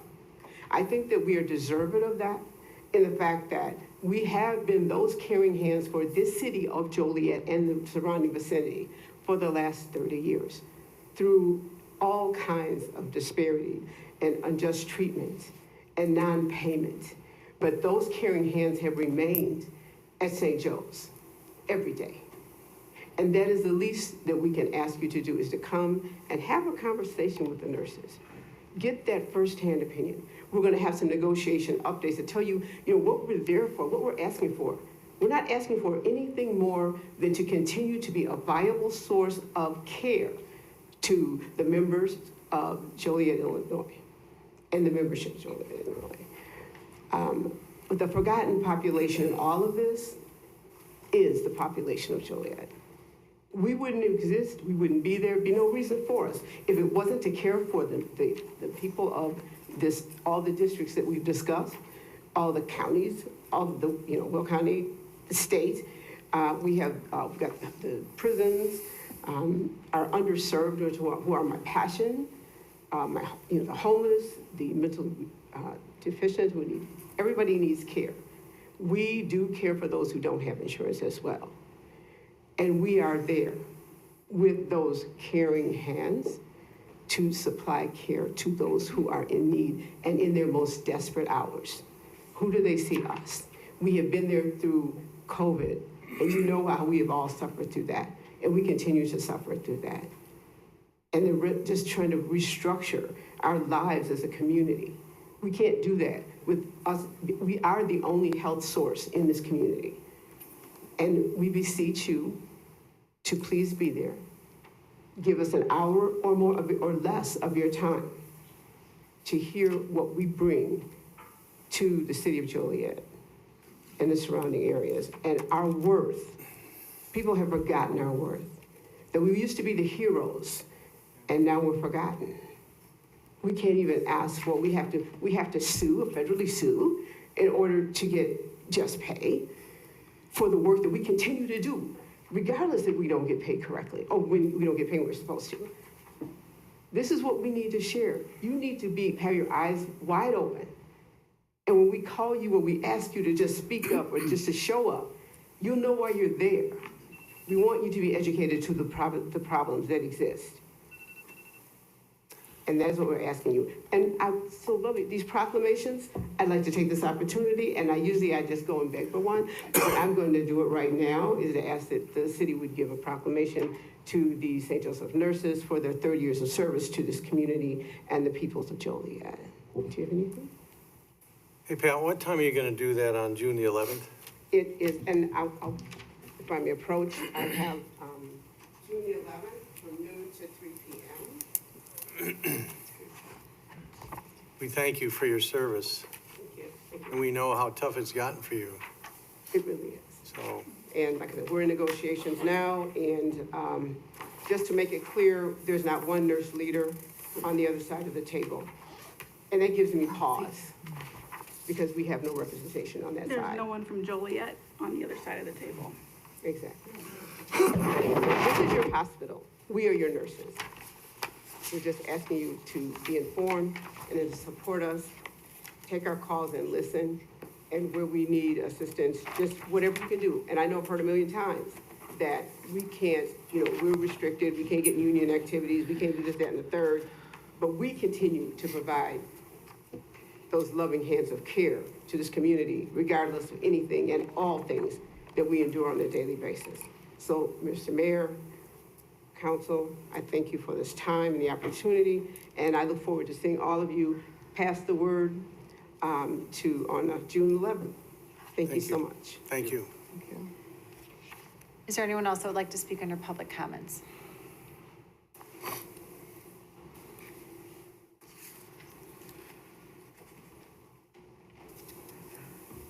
Hello, new council people.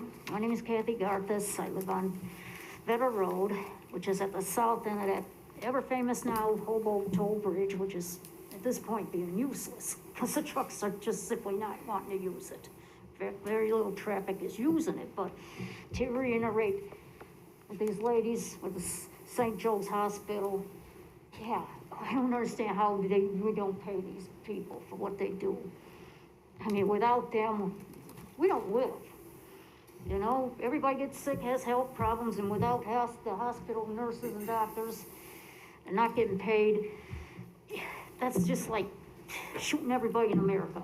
When you don't want to pay the healthcare providers.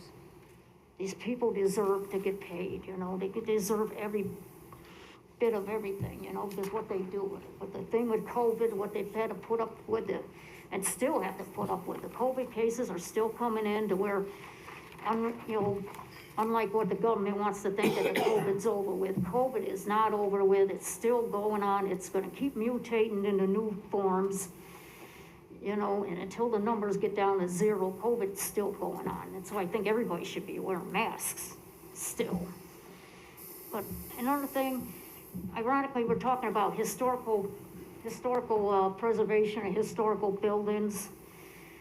you know, I'm talking about, my ma's house is 160 years old. That's older than the Haley Mansion and that, and I'm trying to keep this thing going. But I got these trucks coming up and down my road now, and are shaking this poor old house. You know, I've been asking where the studies have been done, to where the studies about the vibrations of these trucks and what damages they could do to people's houses. And I ain't come up with nothing yet, and I ain't heard nothing yet. Nobody wants to give me an answers on that. You know, it's a shame. You know, ironically, we're talking about historical preservation of historical places. Well, my mom's house is from the Civil War years.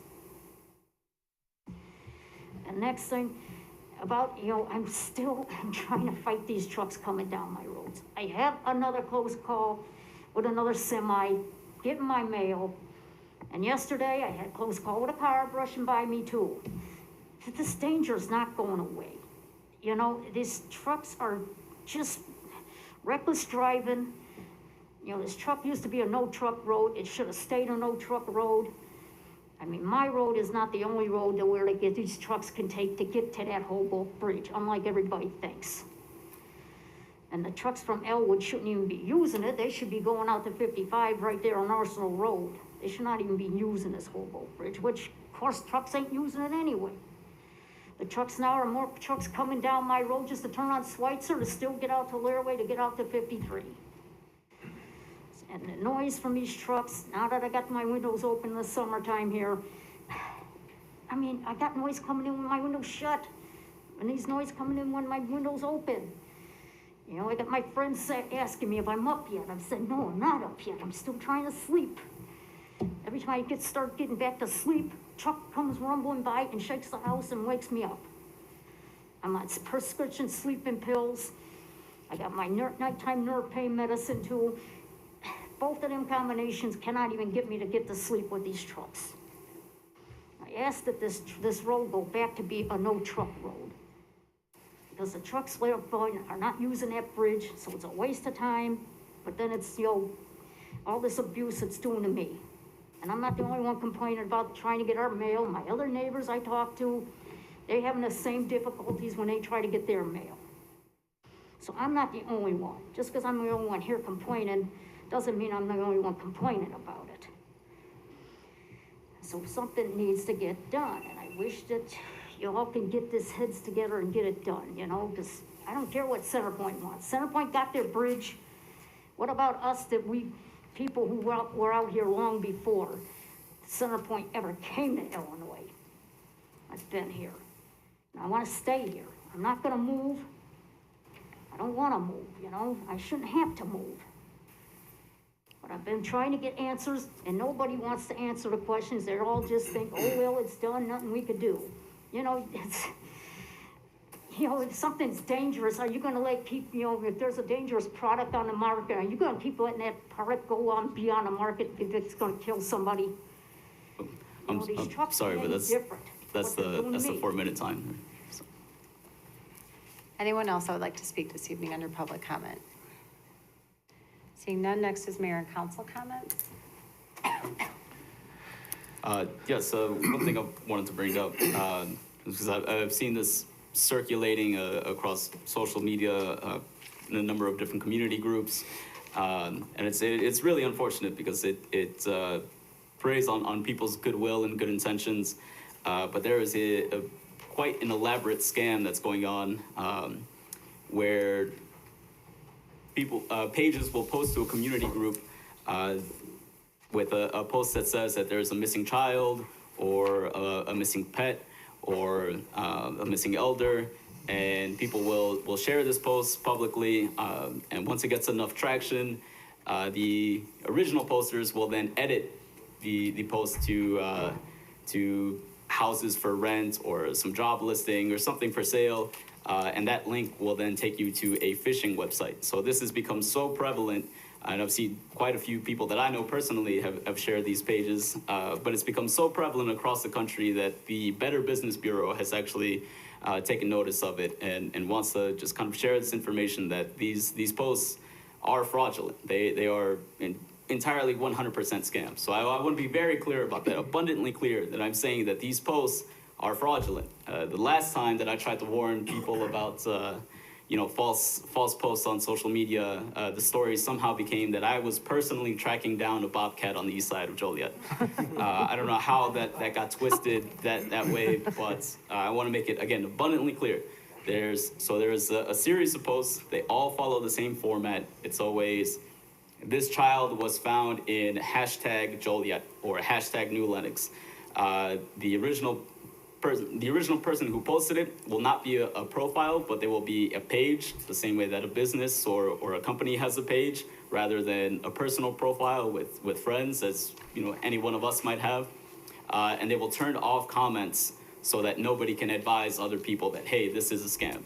So if you see this in different community groups, again, it's really unfortunate because it preys on people's good intentions, right? Who doesn't want to help find a missing child? We all do.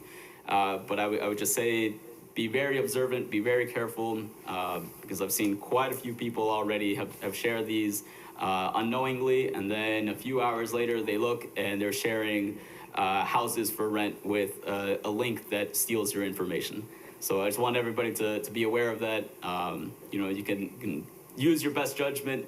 That's not to say that we shouldn't share posts for missing children. Of course we should, but make sure that they're coming from the proper news outlets, right? Make sure that they're coming from verifiable and credible sources, rather than just somebody's personal page that says there's a child missing and has no other details, no other information to support it. Unfortunately, these are scams, and so just use your best judgment and try to determine what's real and what's not. I was unable to, and did not attend yesterday's pre-council workshop because I had the privilege and the pleasure to attend an award ceremony for my wife, who is a special education teacher in the Plainfield School District. She did receive the school district's Excellence in Teaching Award. Susan, I love you, and I'm very, very proud of you. Those kids are lucky to have you. I'm lucky to have you. Anybody who knows you is lucky to have you. Congratulations, honey.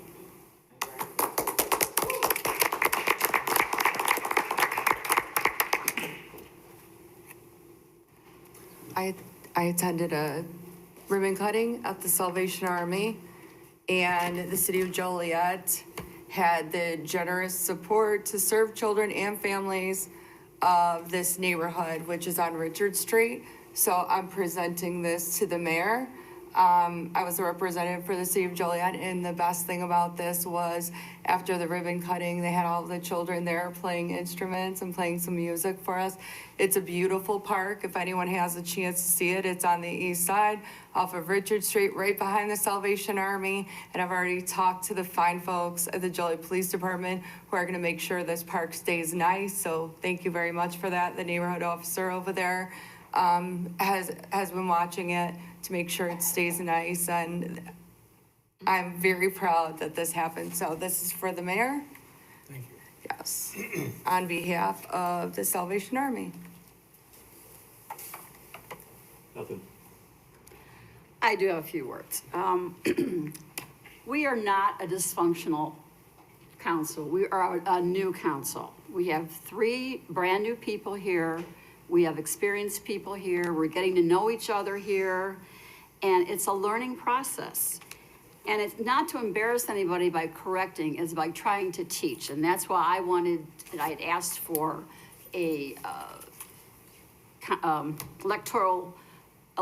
newly elected officials seminar, a teaching process, whatever you want to call it.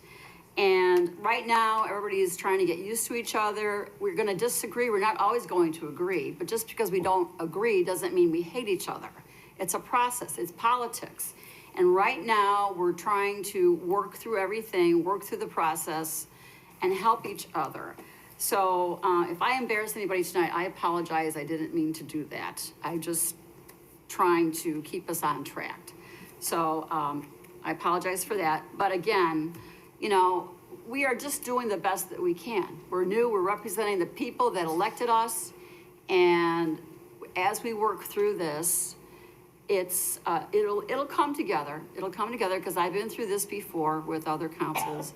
It's just going to take some time. And right now we're getting hit with a lot of different things, a lot of development, a lot of outside turmoil with the way things are going with the country. It's just, you know, we're a city council. And right now, we're gonna work through this and we are going to do the best that we possibly can. But some people gotta give us some slack until we learn what's happening, how to go through the process and the discussions. And you may not like what I'm saying, but in the end, it will all work itself out. And we're not always going to agree. It's not always gonna be a unanimous vote. It might be a 8-1 vote. It might be a 9 vote. It's a process. It's called politics. So that's all I have to say, except our next meeting won't be till June, so please have a safe Memorial Day. Be well. Thank you. I'm good, thank you. You know, I want to echo what Jan said. Many of us are new, some of us are new, and I really respect and appreciate the passion that I've seen in this council for a long time. You know, it was an effort to join this, but I really feel like we have a great team here, and I know that we're gonna work together, we're gonna be patient with each other. There's nothing wrong with passion. I felt your passion. I really am sorry for your loss. And we know that we can all work together, and we have to share our thoughts in any way we can. You know, I want to this is a great city. I love the city. You know, I want to thank some of the neighborhood councils that went out over the weekend, May 6th. They cleaned up their neighborhoods. You know, civic pride begins at home. And that's where we all have to start, one home at a time, one neighborhood at a time. And we'll continue to do that. You know, I want to thank the nurses at St. Joe's. I know how important you are, and you have to be respected for what you do. I don't know what happened after the pandemic. It seems like things changed. But you are a gift to all of us, and we really appreciate everything you do. Thank